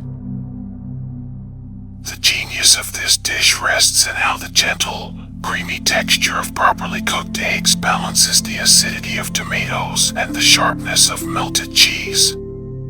Unlike bread-based pizza, where the crust can sometimes compete with the toppings for attention, the omelet base remains neutral yet substantial, allowing each pizza flavor to shine while providing that essential comfort food satisfaction.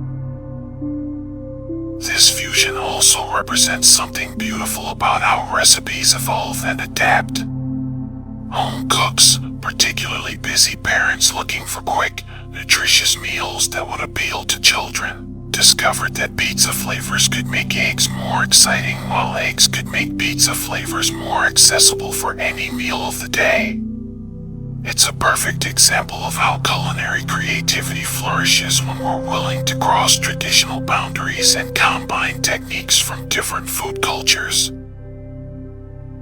As we prepare to dive into the actual cooking process, take a moment to appreciate how this simple dish carries within it centuries of culinary evolution. From ancient Persian kitchens to modern American tables, all brought together in one satisfying, comforting meal that we can prepare in just minutes.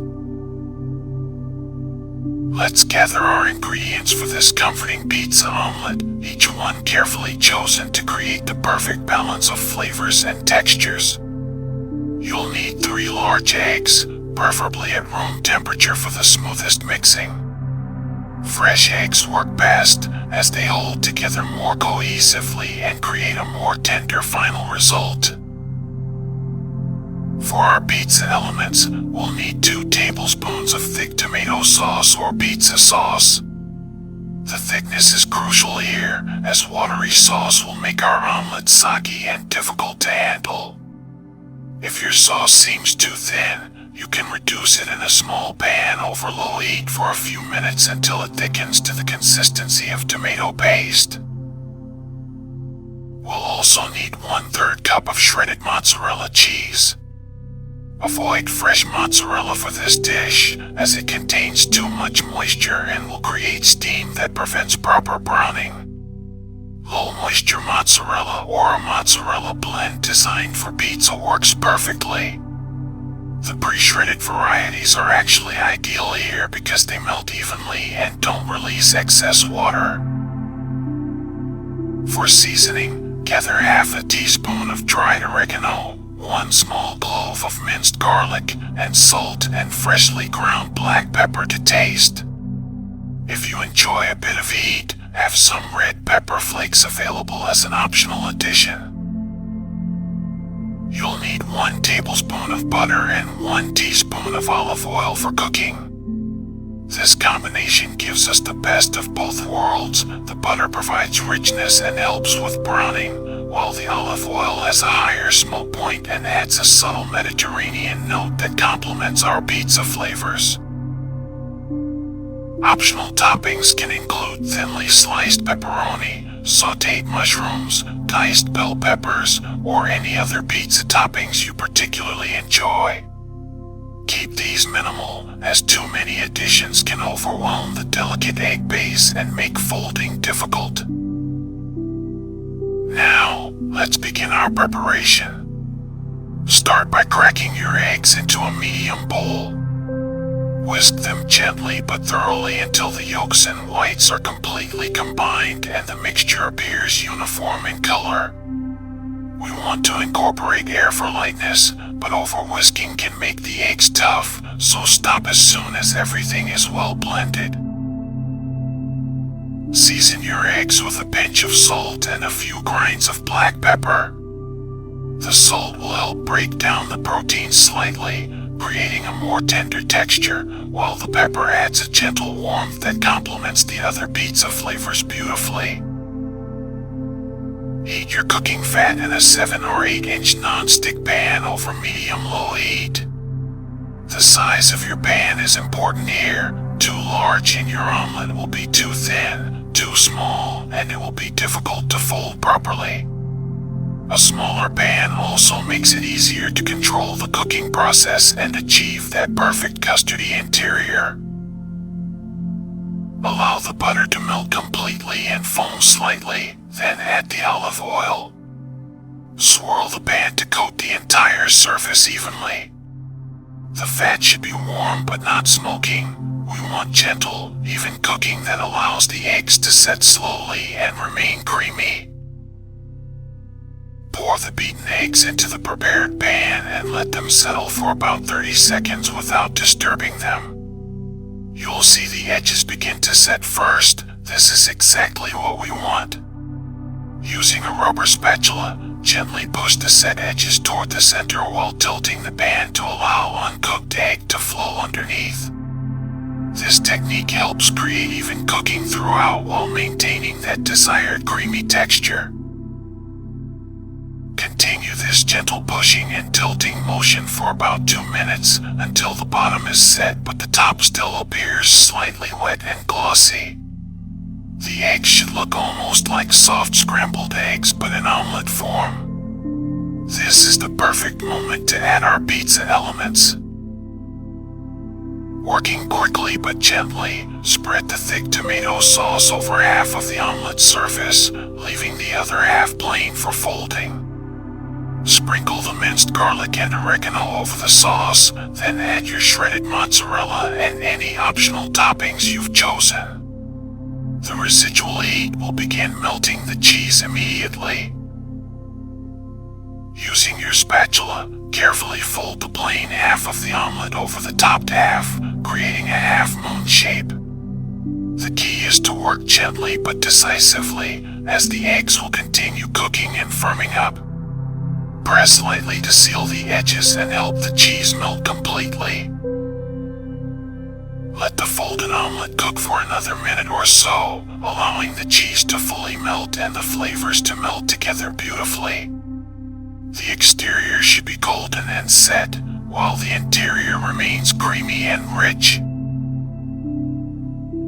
Let's explore the fascinating world of eggs, the foundational ingredient that makes our pizza omelet possible. Eggs are truly one of nature's most perfect foods, containing all 9 essential amino acids in proportions that our bodies can use most efficiently. Each egg is essentially a complete protein package, wrapped in its own natural container that has remained virtually unchanged for millions of years. The structure of an egg is beautifully designed for cooking. The white, or albumin, makes up about 2/3 of the egg's weight and contains different types of proteins that set at different temperatures. This is why we can achieve such varied textures depending on our cooking method and heat level. When we whisk eggs for an omelet, we're breaking down these protein structures and incorporating air, which creates that light, fluffy texture we love. The yolk contributes richness, color, and additional proteins, but also contains lecithin, a natural emulsifier that helps bind our omelet together and gives it that smooth, creamy mouthfeel. The golden color comes from compounds called carotenoids, the same pigments that make autumn leaves beautiful. Hens that eat more varied diets, particularly those with access to green plants and insects, produce eggs with deeper, richer colored yolks. Fresh eggs hold together better when cooking, creating cleaner edges and more defined shapes in omelets. As eggs age, their proteins break down slightly, and the whites become thinner and less cohesive. This is why room temperature eggs work best for omelets. They whisk more easily and cook more evenly than cold eggs straight from the refrigerator. The gentle heat we use when cooking omelets allows the egg proteins to coagulate slowly and evenly, creating that characteristic creamy texture. Too much heat causes the proteins to tighten rapidly, squeezing out moisture and creating tough, rubbery results. The key is patience and gentle, consistent heat that allows the eggs to transform gradually. Mozzarella cheese brings its own fascinating characteristics to our pizza omelet. Originally created in the Campania region of Italy, mozzarella was traditionally made from the milk of water buffalo, though cow's milk versions are now more common. The name itself comes from Italian words meaning to cut off, referring to the traditional method of hand pulling the cheese into individual portions. What makes mozzarella perfect for cooking is its moisture amounts and melting properties. Unlike aged cheeses that can become stringy or pull apart when heated, mozzarella melts into a smooth, creamy consistency that blends beautifully with eggs. The proteins in mozzarella form long, elastic chains that create that satisfying stretch when you cut into a slice of pizza or, in our case, bite into a perfectly made omelet. The fat in mozzarella also contributes to the overall richness of our dish. As the cheese melts, it releases flavorful fats that complement the richness of the egg yolks, creating a more satisfying and complete taste experience. Low-moisture mozzarella, which we use in our recipe, has been aged slightly to remove excess whey, concentrating the flavors and preventing the soggy texture that fresh mozzarella might create. Butter plays a crucial role beyond simply preventing sticking. The milk solids in butter brown slightly when heated, creating subtle nutty flavors that add complexity to our omelet. The water in butter also creates steam as it cooks, which helps keep our eggs tender and prevents them from drying out during the cooking process. The combination of butter and olive oil in our cooking fat serves multiple purposes. Butter has a lower smoke point than most oils, which means it can burn at relatively low temperatures. By combining it with olive oil, we raise the overall smoke point while maintaining butter's distinctive flavor contribution. The olive oil also adds its own subtle fruity notes that complement the Italian-inspired elements of our pizza omelet. When these dairy elements combine with our eggs during cooking, they create a complex interplay of flavors and textures. The proteins from the eggs provide structure, the fats from the cheese and butter add richness and mouthfeel, and the various flavor compounds work together to create something much more satisfying than the sum of its parts.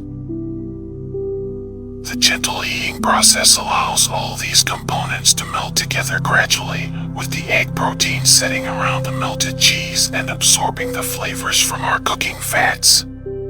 This creates distinct layers of taste and texture that unfold as you eat, from the slightly golden exterior to the creamy, cheese-filled interior. The tomato sauce in our pizza omelet carries with it centuries of culinary evolution and cultural significance. Tomatoes, originally native to South America, didn't arrive in Italy until the 16th century, brought back by Spanish explorers. Initially viewed with suspicion by Europeans who thought they might be poisonous, tomatoes gradually became accepted and eventually central to Italian cuisine. The transformation of fresh tomatoes into the concentrated sauce we use today involves both physical and chemical changes that intensify flavors dramatically. When tomatoes are cooked down and reduced, the water evaporates while the natural sugars concentrate and caramelize slightly, creating deeper, more complex flavors. The acidity also becomes more pronounced, which is why tomato sauce pairs so beautifully with rich foods like eggs and cheese. For our pizza omelet, we specifically need thick tomato sauce because excess moisture is the enemy of a good omelet. Watery sauce creates steam during cooking, which can make the eggs soggy and prevent proper browning. The concentrated nature of pizza sauce also means that a small amount delivers intense flavor without overwhelming the delicate egg base. The lycopene in tomatoes, which gives them their red color, actually becomes more available to our bodies when tomatoes are cooked and processed into sauce. This powerful antioxidant has been linked to various health benefits, making our comfort food choice a bit more nutritious as well as delicious. Oregano, that aromatic herb that instantly transports us to Mediterranean hillsides, belongs to the mint family and has been used in cooking for over 3,000 years. The ancient Greeks believed oregano could bring happiness and good luck, while Romans used it both medicinally and culinarily.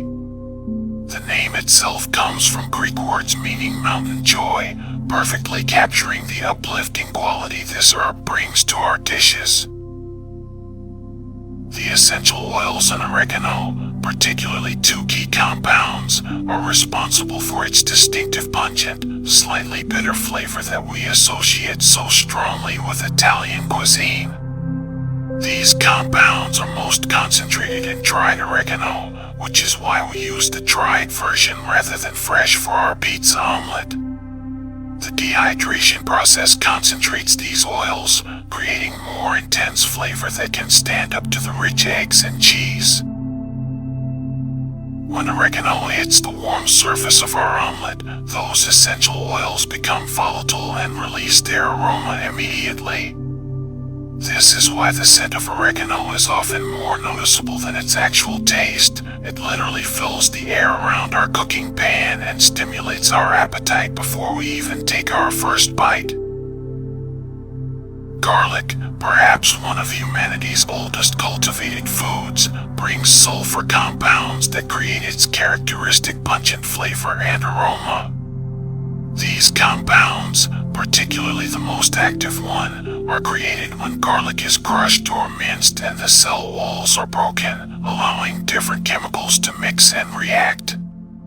This is why freshly minced garlic has a much stronger flavor than whole cloves.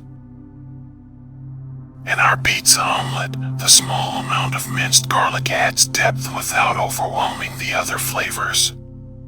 When it hits the warm tomato sauce, the harsh raw bite mellows into a sweet, aromatic background note that enhances both the tomatoes and the oregano. The sulfur compounds in garlic also have natural antimicrobial properties, which historically made it valuable for food preservation. Optional toppings like pepperoni bring their own complex flavor profiles to our dish. Traditional pepperoni is a cured meat that gets its distinctive taste from a combination of pork, beef, salt, and spices including paprika, garlic powder, and cayenne pepper. The curing process concentrates these flavors while creating the characteristic slightly spicy, smoky taste that pairs so well with cheese and tomatoes. Mushrooms, when included, add an earthy, umami-rich element that deepens the overall flavor profile of our omelet.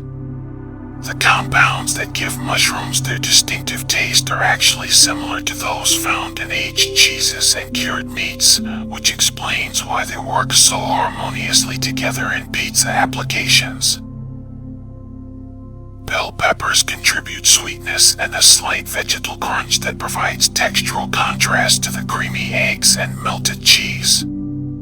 Their natural sugars caramelize slightly when cooked, adding another layer of flavor complexity to our dish. The beauty of these pizza elements is how they've been refined over generations of Italian cooking to work together in perfect harmony. The acidity of tomatoes balances the richness of cheese, herbs add aromatic complexity, and various toppings contribute their own unique notes to create a symphony of flavors that feels both familiar and comforting. When we combine these time-tested flavor combinations with the French technique of omelet making, we create something that honors both culinary traditions while creating something entirely new and satisfying. The perfect pizza omelet should be enjoyed immediately while it's still warm and the cheese remains melted and creamy. The ideal serving temperature allows you to appreciate the contrast between the lightly golden exterior and the rich, custardy interior that we've worked so carefully to achieve. Unlike traditional pizza that can be eaten at room temperature or even cold, an omelet is truly at its best when served fresh from the pan. Transfer your completed omelet to a warm plate, as this helps maintain the optimal temperature while preventing the bottom from cooling too quickly. A simple white or cream-colored plate shows off the beautiful golden color of the eggs while allowing the pizza elements to provide the visual interest. The presentation should be clean and simple, letting the food speak for itself. Consider cutting your omelet at a slight angle rather than straight across, as this reveals the lovely layers of egg, melted cheese, and sauce inside. The cut should be clean and decisive, made with a sharp knife to avoid tearing the delicate egg proteins. You'll see the steam gently rising from the interior, carrying with it those wonderful aromas of herbs and melted cheese. The ideal accompaniments for a pizza omelet are simple and don't compete with the rich flavors we've created. A small side salad dressed with light vinaigrette provides a fresh contrast to the richness of the eggs and cheese. The acidity in the dressing echoes the tomatoes in our omelet, while the crisp greens provide textural variety. Fresh fruit, particularly something with natural acidity like berries or sliced oranges, can cleanse the palate between bites and provide a refreshing counterpoint to the savory elements. The natural sugars in fruit also complement the subtle sweetness that develops in the caramelized tomato sauce. A slice of crusty bread or toast can be wonderful for those who want something more substantial, though it's certainly not necessary. The bread can be used to capture any escaped bits of cheese or sauce, ensuring nothing delicious goes to waste. For beverages, consider something that won't overpower the delicate egg flavors. Fresh orange juice provides vitamin C and bright acidity that pairs beautifully with eggs. Coffee or tea work well, as their slight bitterness provides contrast to the rich, creamy elements of the dish. Even a glass of cold milk can be perfect, especially for younger family members who might be enjoying this as a fun breakfast or dinner option. The nutritional benefits of our pizza omelet are considerable.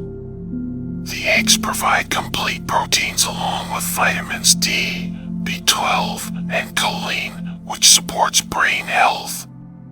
The cheese contributes calcium for strong bones and additional protein. Even our tomato sauce provides beneficial antioxidants and vitamin C. This makes our comfort food choice surprisingly nutritious as well as satisfying. This basic recipe adapts beautifully to different preferences and dietary needs. Vegetarians might add sautéed spinach, roasted red peppers, or sun-dried tomatoes. Those following lower carb eating patterns will appreciate that this delivers all the satisfaction of pizza without the bread. The technique remains the same, allowing for endless creative variations while maintaining that perfect creamy egg base. You might try adding fresh basil leaves just before folding, creating a pizza margherita-inspired version. Mediterranean variations could include olives, feta cheese, and a touch of olive tapenade. Even breakfast pizza elements like crumbled bacon or breakfast sausage can transform this into a heartier morning meal. The beauty of mastering this technique is that it opens doors to countless other flavor combinations. Once you understand how to create that perfect omelet base and balance moisture levels with your fillings, you can experiment with confidence, knowing that the fundamental technique will carry you through. As you enjoy your pizza omelet, take a moment to appreciate how this simple dish connects us to centuries of culinary tradition while providing comfort and nourishment in our modern kitchens. The gentle techniques we've used, the careful balance of flavors, and the satisfying combination of textures all come together in each thoughtful bite. And on that note, as you savor the last delicious mouthfuls of your pizza omelet, I hope you found both the cooking process and this quiet time together as soothing and satisfying as the meal itself. The kitchen offers us so many opportunities for mindfulness and creativity, and I'm grateful you chose to spend this peaceful evening exploring these flavors with me.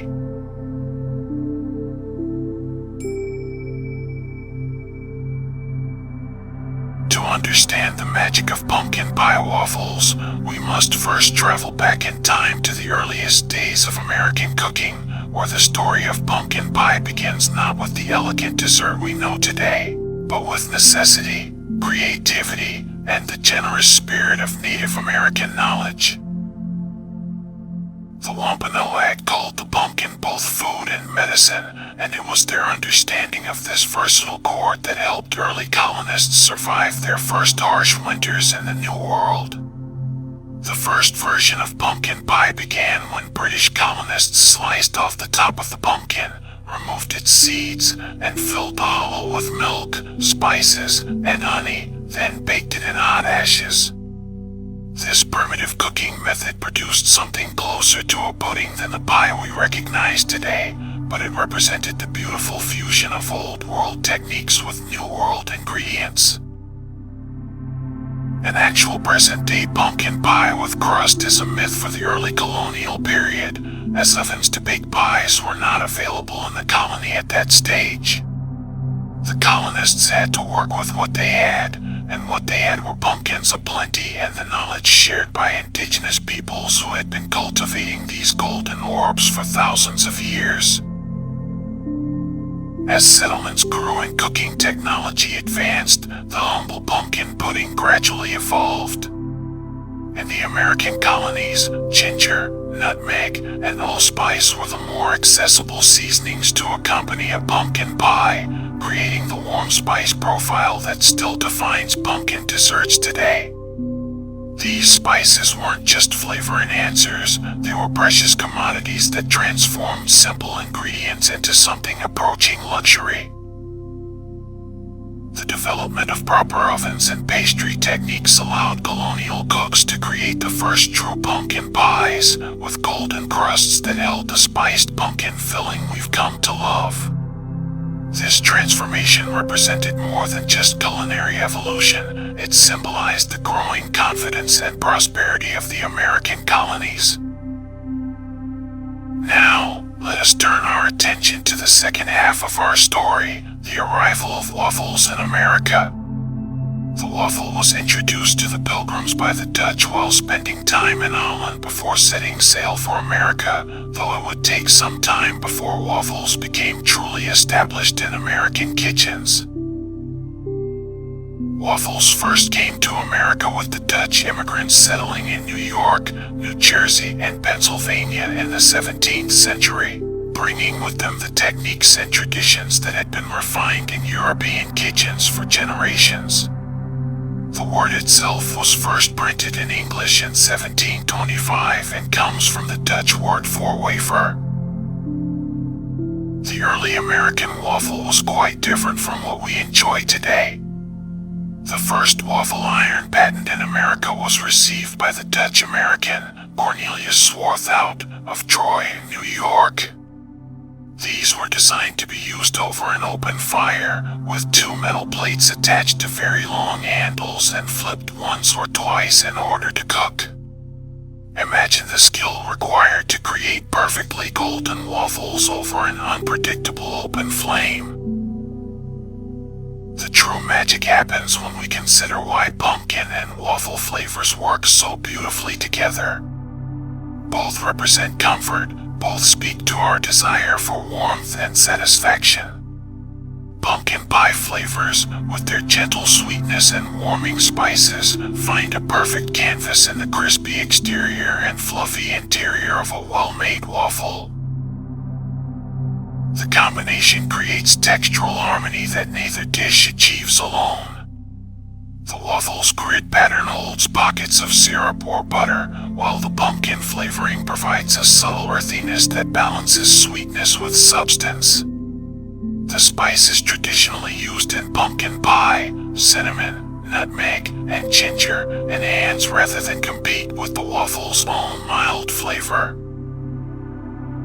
This fusion represents the best of American cooking innovation, taking two beloved comfort foods and creating something that honors both traditions while establishing something entirely new.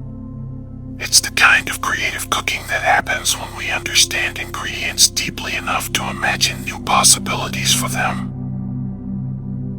The pumpkin pie waffle stands as a testament to the evolution of American cuisine, where traditions from different cultures and different eras meet in our kitchens to create dishes that feel both familiar and exciting, both comforting and new. Now that we understand the beautiful history behind our dish, let's gather the ingredients that will bring these pumpkin pie waffles to life in your own kitchen. Each component has been carefully selected not just for flavor, but for the way it contributes to both texture and that distinctive pumpkin pie essence we're seeking to capture. For these waffles, you'll need 2 cups of all-purpose flour, which will provide the structure that holds all our flavors together. Add to this 1 tablespoon of baking powder, ensuring our waffles rise to perfect fluffiness, and 1 teaspoon of salt to enhance and balance all the other flavors. The spice blend is where the magic of pumpkin pie truly comes alive. You'll need 1 teaspoon of ground cinnamon, that warm, sweet spice that immediately signals comfort and home. Add half a teaspoon of ground ginger, bringing a gentle heat that wakes up the palate, and a 1/4 teaspoon of freshly ground nutmeg, providing that distinctive warmth that makes pumpkin pie so memorable. Finally, just a pinch of ground cloves adds depth and complexity without overwhelming the gentler spices. For our wet ingredients, we start with 1 cup of pure pumpkin puree, the heart of our recipe. Choose a high-quality canned puree or prepare fresh pumpkin yourself for the most authentic flavor. You'll need 1 3/4 cups of whole milk, which creates the tender crumb we desire, and 2 large eggs, separated because we'll be treating the whites specially to create extra lightness. Add 1/4 cup of melted butter, cooled slightly so it doesn't cook the eggs when mixed. Include 2 tablespoons of brown sugar, which complements the pumpkin's natural sweetness while adding subtle molasses notes. Finally, 1 teaspoon of pure vanilla extract rounds out our flavor profile with its gentle floral sweetness. The preparation begins with heating your waffle iron to medium-high heat. While it warms, we'll prepare our batter using a technique that ensures perfectly light, fluffy waffles every time. In a large bowl, whisk together all the dry ingredients, the flour, baking powder, salt, and all the spices. This thorough mixing ensures even distribution of leavening and spices throughout every bite. Create a well in the center of these dry ingredients, like making a gentle crater where our wet ingredients will nestle. In a separate bowl, combine the pumpkin puree, milk, egg yolks, melted butter, brown sugar, and vanilla extract. Whisk these together until completely smooth and well combined.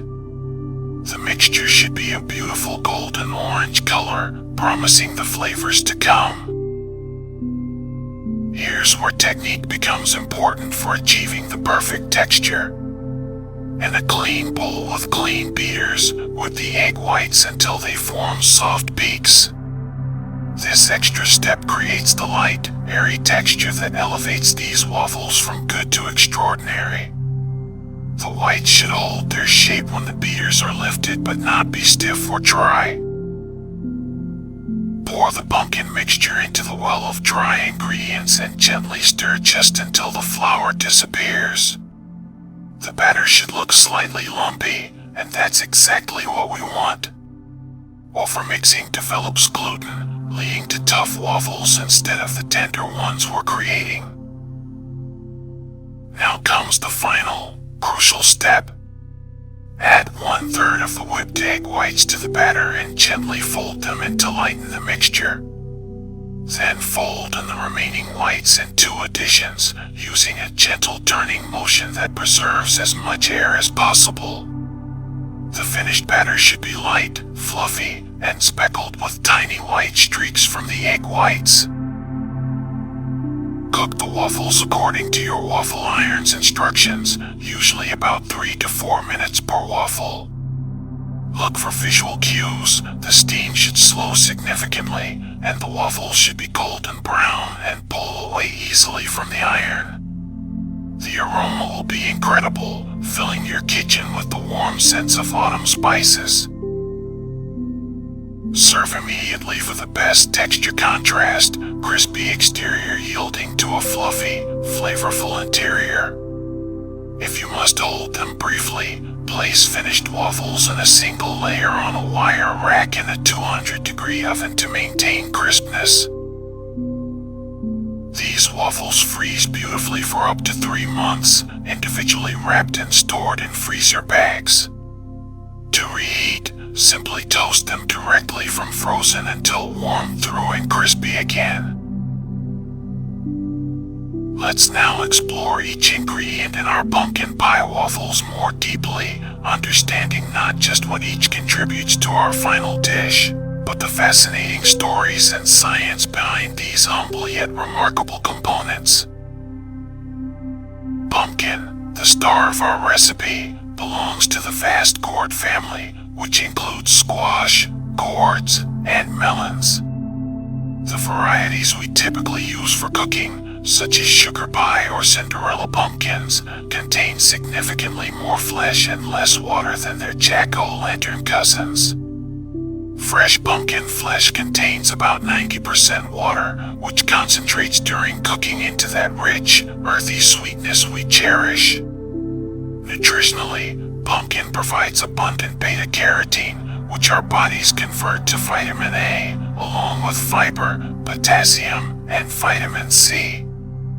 When selecting canned pumpkin, choose pure pumpkin puree rather than pumpkin pie filling, which already contains spices and sweeteners.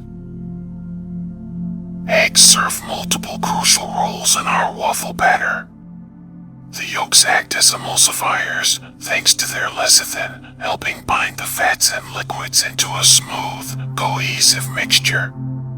They also contribute richness and help create the tender texture we desire. The whites, when whipped independently, trap air bubbles that expand during cooking, creating the light, airy interior that makes these waffles so special. For best results, use eggs at room temperature as they whip to greater volume and combine more easily with other ingredients. Fresh eggs have thicker whites and more prominent yolks, indicators of both quality and superior performance in baking. Cinnamon, perhaps the most recognizable spice in our blend, comes from the inner bark of evergreen trees native to Sri Lanka and southern India. True Ceylon cinnamon offers a sweet, delicate flavor, while the more common cassia cinnamon provides stronger, spicier notes. Both contain compounds that not only create wonderful aroma and flavor but also possess natural preservative properties that help make cinnamon so valuable in ancient trade routes. When possible, buy whole cinnamon sticks and grind them yourself for the most vibrant flavor. Nutmeg requires special attention as this spice transforms dramatically when freshly ground. The whole nutmeg seed contains volatile oils that dissipate quickly once exposed to air, which is why pre-ground nutmeg often tastes dusty rather than warm and aromatic. A small nutmeg grater or microplane makes quick work of grating fresh nutmeg, and the difference in flavor intensity is remarkable. Nutmeg contains myristicin, a compound that provides its distinctive warm, slightly sweet flavor profile. Ginger brings gentle heat and complexity to our spice blend. Ground ginger is made from dried ginger root, concentrating the flavors while creating a completely different taste profile from fresh ginger. The drying process transforms the sharp, almost citrusy bite of fresh ginger into something warmer and more mellow, perfect for baked goods. Ginger has been prized for thousands of years not just for flavor, but for its digestive properties, making it a perfect addition to a rich breakfast dish. All-purpose flour provides the structural foundation for our waffles. This flour contains a moderate amount of protein, typically around 10 to 12%, which develops into gluten when mixed with liquid. However, our gentle mixing technique and the addition of whipped egg whites work together to minimize gluten development, keeping our waffles tender rather than tough. The flour also helps absorb excess moisture from the pumpkin puree, preventing soggy waffles while maintaining the desired texture. Whole milk contributes both richness and moisture to our batter. The fat content, usually around 3.25%, helps create tender texture while carrying flavor throughout the waffle. Milk proteins also contribute to browning during cooking, helping create that beautiful golden exterior. The lactose in milk adds subtle sweetness that complements the pumpkin and spices without competing with them. Vanilla extract deserves special mention for its role in enhancing other flavors rather than dominating them. Pure vanilla extract contains vanillin and numerous other compounds that create its complex flavor profile. These compounds have the remarkable ability to make other flavors taste more like themselves, intensifying the pumpkin flavor and harmonizing the spice blend. Choose pure vanilla extract over imitation for the most complex flavor development.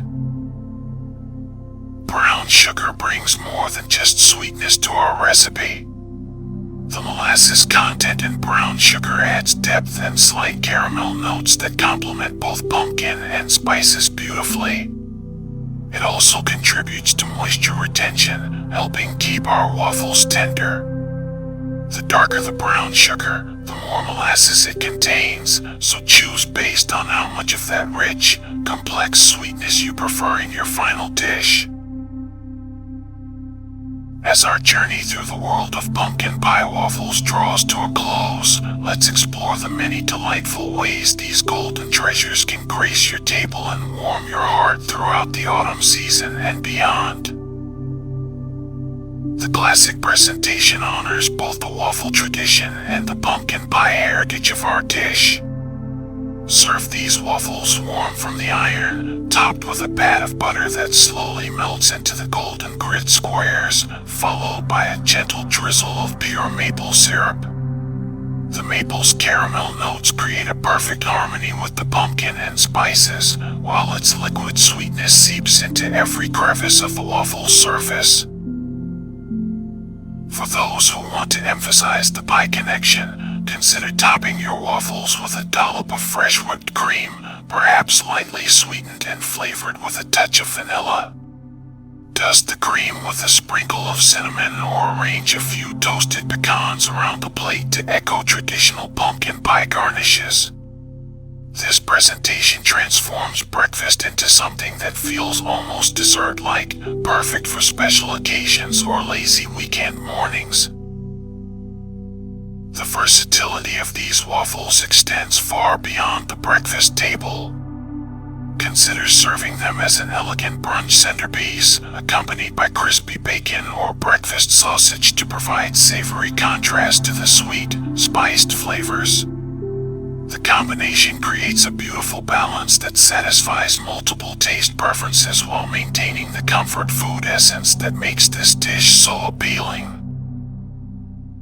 For entertaining, these waffles can anchor or build your own waffle bar. Arrange various toppings in small bowls, chop toasted nuts, fresh berries, different syrups, flavored butters, and various creams. Guests can customize their waffles according to their preferences, creating an interactive dining experience that brings people together around the table. The make-ahead possibilities make these waffles practical for busy households. The batter can be prepared the night before and stored in the refrigerator, though you'll want to re-whip the egg whites in the morning for optimal texture. Alternatively, make extra waffles when time permits and freeze them individually. These frozen treasures can be transformed back into fresh-tasting breakfast simply by toasting them directly from the freezer until heated through and crispy. Leftover waffles, if such a thing exists in your household, can be repurposed in creative ways. Cut them into strips for a unique twist on French toast sticks, cube them for a special bread pudding, or use them as the base for an autumn-inspired ice cream sundae. Their sturdy texture and distinctive flavor make them suitable for numerous dessert applications. For those who appreciate seasonal eating, these waffles represent the perfect bridge between the fresh abundance of late summer and the warming comfort foods of winter. They can be enjoyed throughout October and November when pumpkin flavors feel most natural, but they also work beautifully for cozy winter breakfasts when you want to bring a touch of autumn warmth to cold mornings.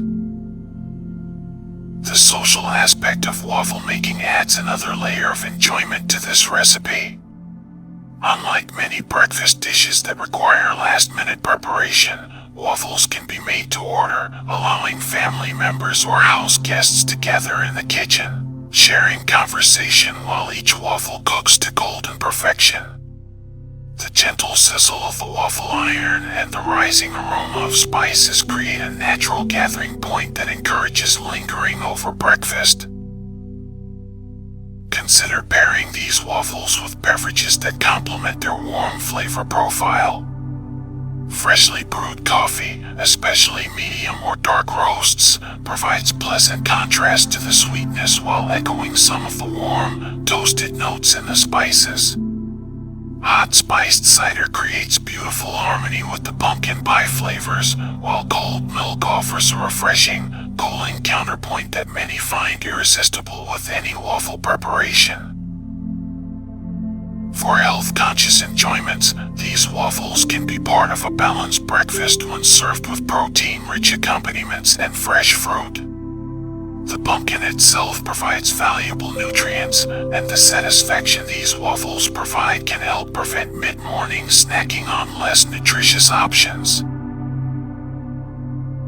As we conclude our time together tonight, I hope you found both practical knowledge and peaceful relaxation in our exploration of pumpkin pie waffles.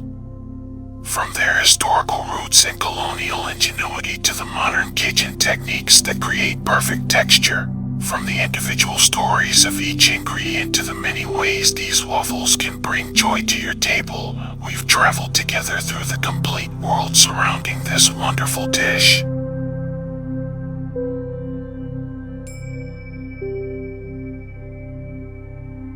The story of BLT Avocado Toast begins with understanding the rich history of its predecessor, the classic BLT sandwich.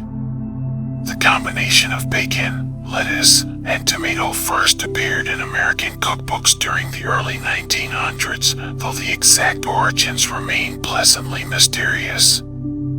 Food historians trace similar combinations back to the late Victorian era, When the growing popularity of mayonnaise and the increasing availability of fresh tomatoes year-round made such sandwiches practical for the average household. The classic BLT gained tremendous popularity during the 1950s and 1960s, becoming a staple of American diners, lunch counters, and home kitchens across the country. This was largely due to the post-war boom in bacon production and the development of better refrigeration systems that kept lettuce crisp and tomatoes fresh for longer periods. The sandwich represented the perfect balance of indulgence and freshness, combining the rich, salty satisfaction of bacon with the clean, bright flavors of garden vegetables. The transition from sandwich to toast began in the 1980s and 1990s, as open-faced preparations became increasingly popular in cafes and restaurants seeking to create more visually appealing presentations. Chefs discovered that serving the combination on a single slice of toasted bread allowed each ingredient to shine more brightly, creating distinct layers of flavor and texture that could be appreciated with each bite. The addition of avocado to this classic combination represents a more recent evolution, coinciding with the dramatic rise in avocado consumption throughout North America during the 2000s and 2010s. California's avocado industry, combined with increased imports from Mexico and other regions, made this creamy fruit widely available and affordable for everyday cooking. The health-conscious movement of the early 2000s also contributed to avocado's popularity, as people discovered its beneficial fats and creamy texture that could replace heavier ingredients like mayonnaise.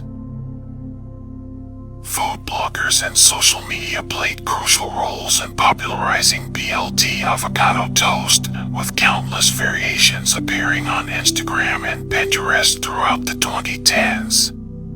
The dish perfectly captured the zeitgeist of that era, combining nostalgic comfort food elements with trendy, health-conscious ingredients and a photogenic presentation that translated beautifully to social media platforms. The cultural significance of this dish extends beyond mere trends, however. It represents the beautiful evolution of comfort food, showing how traditional recipes can be thoughtfully updated to reflect changing tastes and available ingredients while maintaining their essential character and appeal. The BLT Avocado Toast honors the past while embracing the present, creating something both familiar and excitingly new. This gentle transformation from classic sandwich to modern toast reflects our changing relationship with food itself, moving toward lighter, more ingredient-focused preparations that celebrate the natural flavors and textures of high-quality components rather than masking them with heavy sauces or complicated preparations. Understanding why bacon, lettuce, and tomato work so beautifully together requires us to explore the fundamental principles of flavor balance and textural contrast that make certain food combinations irresistible.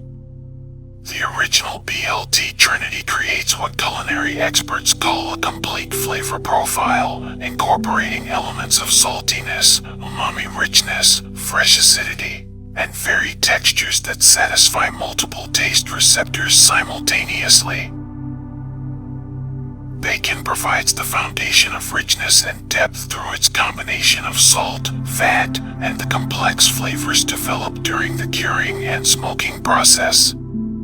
The rendered fat from properly cooked bacon carries flavor compounds that enhance the taste of everything it touches, while the crispy texture creates satisfying contrast against softer elements. The saltiness of bacon also serves to heighten the perception of sweetness in the tomatoes and the fresh, clean taste of the lettuce. Lettuce contributes essential freshness and crunch that cuts through the richness of the bacon, providing a palate-cleansing effect that prevents the dish from becoming overwhelming.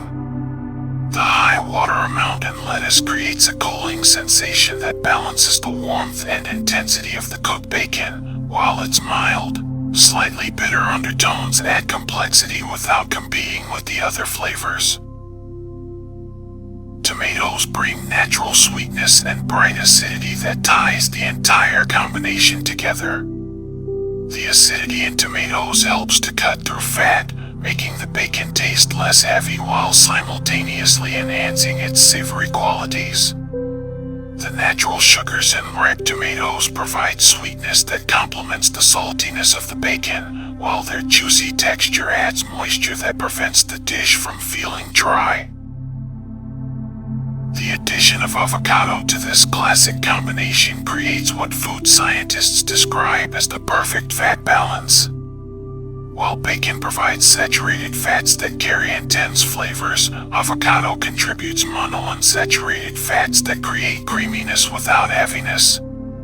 This dual fat structure allows the dish to feel both indulgent and light, satisfying cravings for richness while providing a clean, fresh finish. Avocado's mild, nutty flavor serves as a neutral backdrop that allows the other ingredients to shine while adding its own subtle complexity. The creamy texture of ripe avocado creates a luxurious mouthfeel that bridges the gap between the crispy bacon and the fresh vegetables, creating a more cohesive eating experience where each bite holds perfectly balanced elements. The textural interplay in BLT Avocado Toast creates what food texture specialists call optimal contrast variation. The crispy toast provides a sturdy foundation and satisfying crunch. The bacon adds additional crispiness with chewy elements. The avocado contributes smooth creaminess. The tomato offers juicy bursts of flavor, and the lettuce provides fresh crispness. This variety ensures that each bite remains interesting and engaging rather than monotonous. Temperature contrast also plays a crucial role in the dish's appeal. The warm, just-cooked bacon against the cool, fresh vegetables creates thermal variation that keeps the palate engaged and prevents flavor fatigue. This temperature interplay also helps to slightly warm the avocado, bringing out its natural oils and enhancing its creamy texture. The visual appeal of BLT Avocado Toast cannot be overlooked in understanding its popularity. The vibrant colors create an appetizing presentation that triggers anticipation before the first bite. The deep red of ripe tomatoes, the bright green of fresh lettuce and avocado, the golden brown of crispy bacon, and the warm tan of toasted bread create a naturally beautiful palette that photographs beautifully and appeals to our innate attraction to colorful, fresh-looking food. Regional variations of this combination have emerged worldwide, with each culture adding its own twist while maintaining the essential balance that makes the original so appealing. These adaptations demonstrate the universal appeal of this particular flavor and texture combination, proving that the harmony between these ingredients transcends cultural boundaries and personal preferences. The success of this dish also lies in its perfect portion balance. Each ingredient appears in just the right quantity to contribute its unique characteristics without overwhelming the others. Too much bacon would make the dish heavy and greasy, while too little would fail to provide the rich foundation that makes the combination so satisfying. Similarly, the vegetables must be present in sufficient quantity to provide freshness and textural contrast without making the dish feel more like a salad than a substantial meal. Creating the perfect BLT avocado toast begins with selecting quality ingredients that will each contribute their best characteristics to the final dish. For this recipe, you will need 4 strips of thick-cut bacon, preferably applewood smoked or another variety with good fat marbling. Choose 2 slices of hearty bread such as sourdough, whole grain, or artisanal white bread that will hold up well to toasting and support the toppings without becoming soggy. You'll need 1 large, ripe avocado that yields slightly to gentle pressure but isn't overly soft or mushy. Select one medium-sized ripe tomato, preferably a beefsteak or heirloom variety with good flavor and firm flesh that won't release excessive moisture. Choose 2 to 4 leaves of fresh lettuce, with butter lettuce or green leaf lettuce providing the best combination of flavor and texture for this preparation. Additional ingredients include a pinch of sea salt and freshly ground black pepper for seasoning the avocado and tomato, and optionally, a small amount of fresh lemon juice to prevent the avocado from browning and add a bright note to the finished dish. Some preparations also benefit from a light drizzle of high-quality olive oil or a thin spread of mayonnaise on the toast. Begin the preparation by preheating your oven to 400 degrees Fahrenheit if you prefer oven-cooked bacon, or prepare a large skillet over medium heat for stovetop cooking.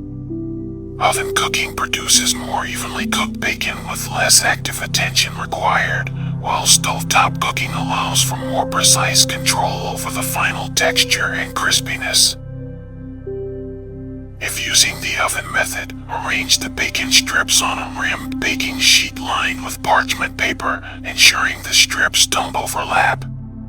Place the pan in the preheated oven and cook for 12 to 18 minutes, depending on your preferred level of crispiness and the thickness of the bacon. The bacon is ready when it reaches a deep golden brown color and feels crispy when gently lifted with tongs. For stovetop preparation, place the bacon strips in the cold skillet before turning on the heat.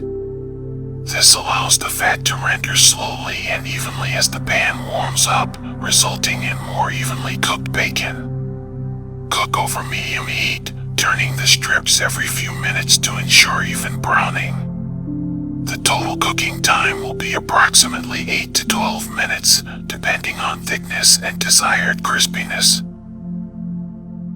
While the bacon cooks, prepare the other ingredients. Wash and thoroughly dry the lettuce leaves, then tear them into pieces that will fit nicely on the toast slices. Cut the tomato into slices approximately 1/4 inch thick, removing any tough core areas.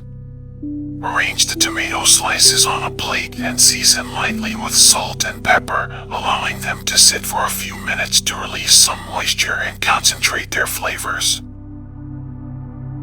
Cut the avocado in half lengthwise, remove the pit, and scoop the flesh into a bowl. Mash the avocado gently with a fork, leaving some texture rather than creating a completely smooth paste. Season with a pinch of salt, a few grinds of black pepper, and a small squeeze of fresh lemon juice if desired. The avocado should be creamy but still have some small chunks for textural interest. Toast the bread slices until they reach a golden brown color and feel crispy to the touch. The toast should be sturdy enough to support the toppings without bending or breaking, but not so dark that it becomes bitter or overly crunchy.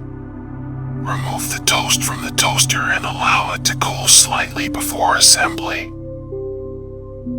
To assemble the BLT Avocado Toast, start by spreading the mashed avocado evenly across each slice of toast, creating a smooth base layer that will help hold the other ingredients in place.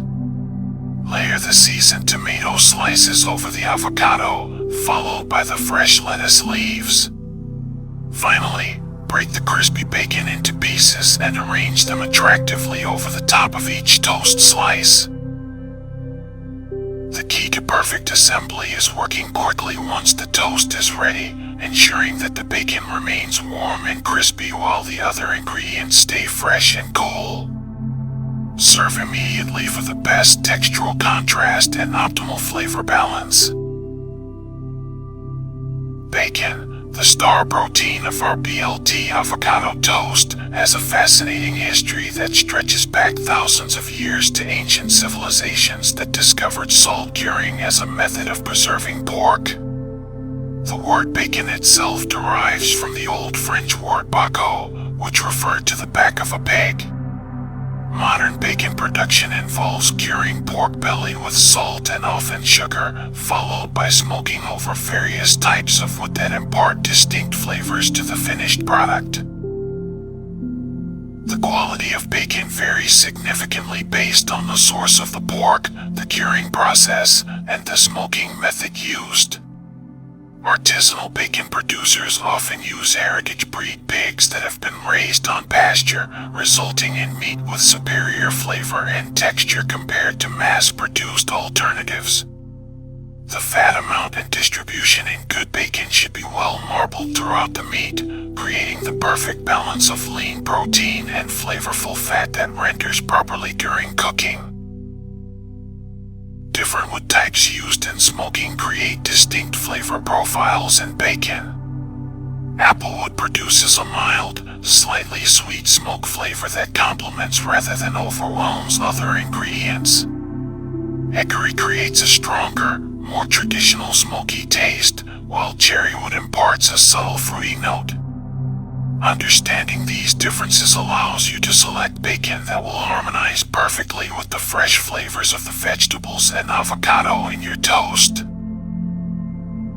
The bread foundation of our toast deserves careful consideration, as it must provide structural support while contributing its own flavors and textures to the dish. Sourdough bread offers tangy complexity that pairs beautifully with rich bacon and creamy avocado, while its sturdy crumb structure holds up well under moist toppings.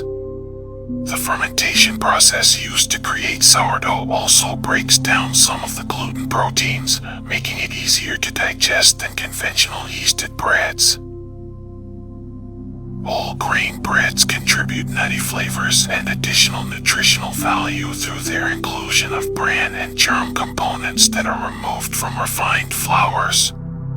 These breads often have denser textures that provide excellent support for heavy toppings, though they may require slightly longer toasting times to achieve the proper crispiness.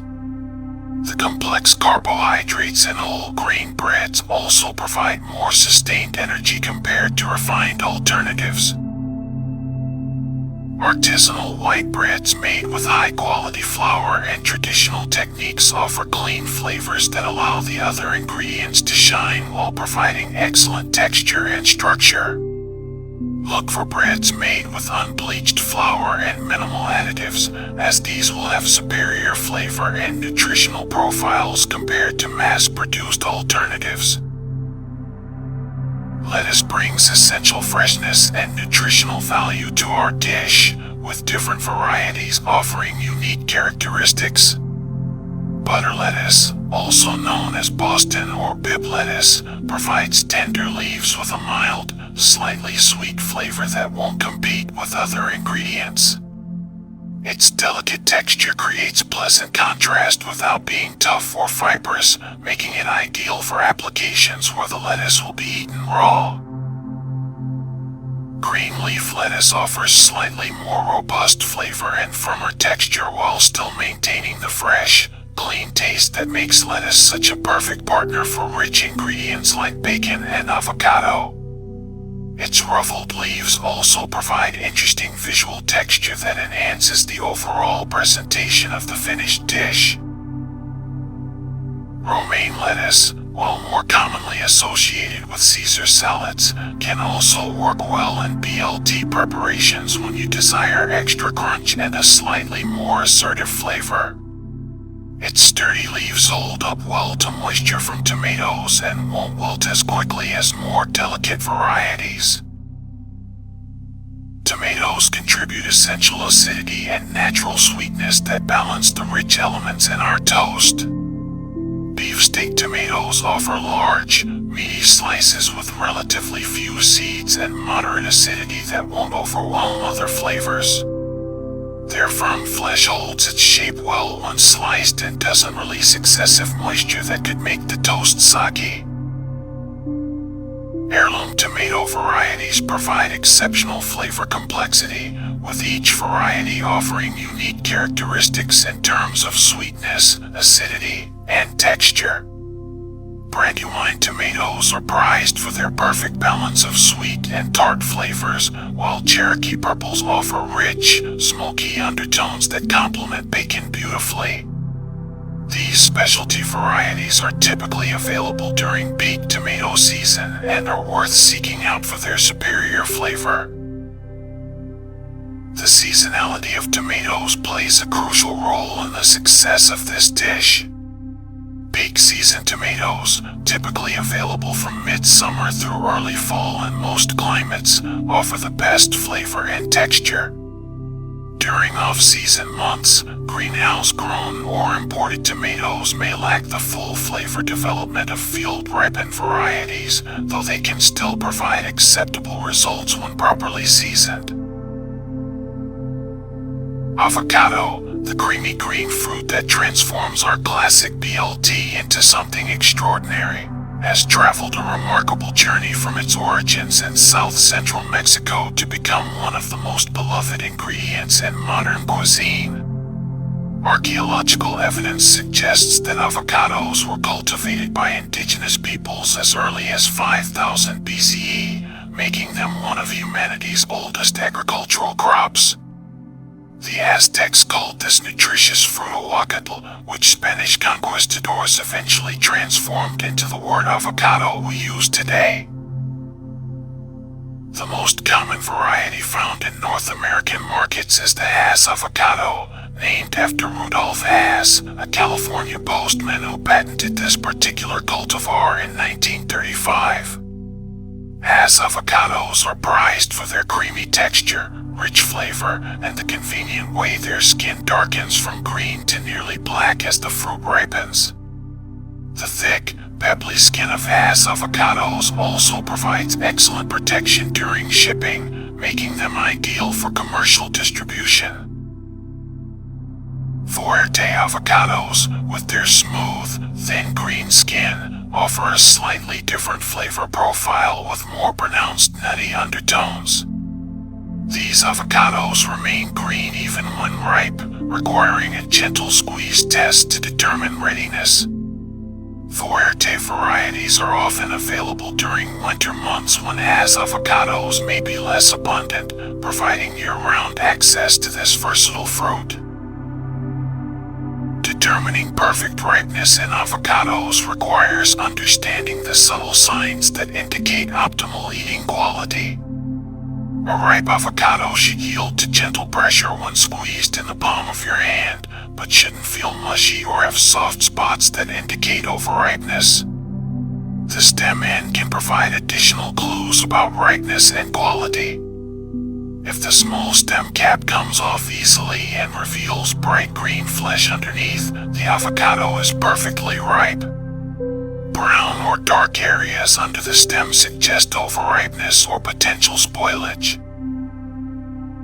The nutritional profile of avocados makes them an excellent addition to any meal, providing healthy monounsaturated fats that support heart health and help the body absorb fat-soluble vitamins from other foods. The creamy texture of avocados comes from their unique fat composition, which remains stable at room temperature and provides satisfying richness without the need for dairy products or other animal fats. BLT Avocado Toast is best enjoyed immediately after assembly, when the contrast between warm, crispy bacon and cool, fresh vegetables creates the most dynamic eating experience. The ideal serving temperature allows the bacon to retain its crispiness while the other ingredients remain refreshingly cool, creating thermal contrast that enhances flavor perception and textural interest. This dish works beautifully as a substantial breakfast or brunch option, providing protein, healthy fats, and fresh vegetables that create sustained energy throughout the morning. The combination of complex carbohydrates from quality bread and protein from bacon helps stabilize blood sugar levels, while the fiber and nutrients from vegetables and avocado support overall nutritional needs. For lunch service, BLT Avocado Toast pairs wonderfully with light soups, particularly tomato-based varieties that echo the fresh tomato flavors in the toast itself. A simple green salad dressed with lemon vinaigrette complements the rich elements of the toast while providing additional fresh vegetables and cleansing acidity. Beverage pairings should complement rather than compete with the complex flavors in the dish. Fresh orange juice provides bright acidity that cuts through rich bacon while enhancing the natural sweetness of ripe tomatoes. Coffee, particularly lighter roasts with bright, clean flavors, creates an excellent contrast to the rich, savory elements of the toast. For afternoon or evening service, crisp white wines or light beers provide refreshing accompaniment that won't overwhelm the delicate balance of flavors. When preparing multiple servings, timing becomes crucial to ensure optimal quality. Cook all bacon first and keep it warm in a low oven while preparing other components. Toast bread just before serving and assemble each portion individually to prevent sogginess and maintain textural integrity. If preparing components in advance, store each element individually and assemble just before serving for best results. Leftover components can be stored and repurposed, though the assembled toast should always be consumed immediately. Cooked bacon keeps well refrigerated for several days and can be gently rewarmed in a dry skillet. Prepared avocado mixture should be covered tightly and used within a few hours to prevent browning, though a squeeze of lemon juice helps maintain color and freshness. The beauty of BLT Avocado Toast lies not just in its delicious flavor combination, but in its representation of how traditional recipes can evolve and improve while maintaining their essential character. This dish honors the past while embracing contemporary tastes and nutritional understanding, creating something that feels both comfortingly familiar and excitingly modern. And there we have it. Our gentle journey through 6 comforting breakfast creations comes to a close.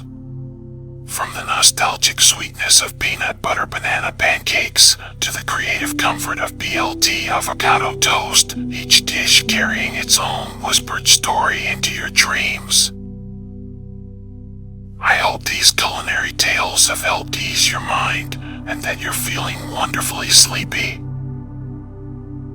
If this compilation brought you peace tonight, please leave that gentle thumbs up and subscribe to Whispered Ingredients for more soothing food stories. Sweet dreams, and may your sleep be filled with the warmest, most delicious thoughts.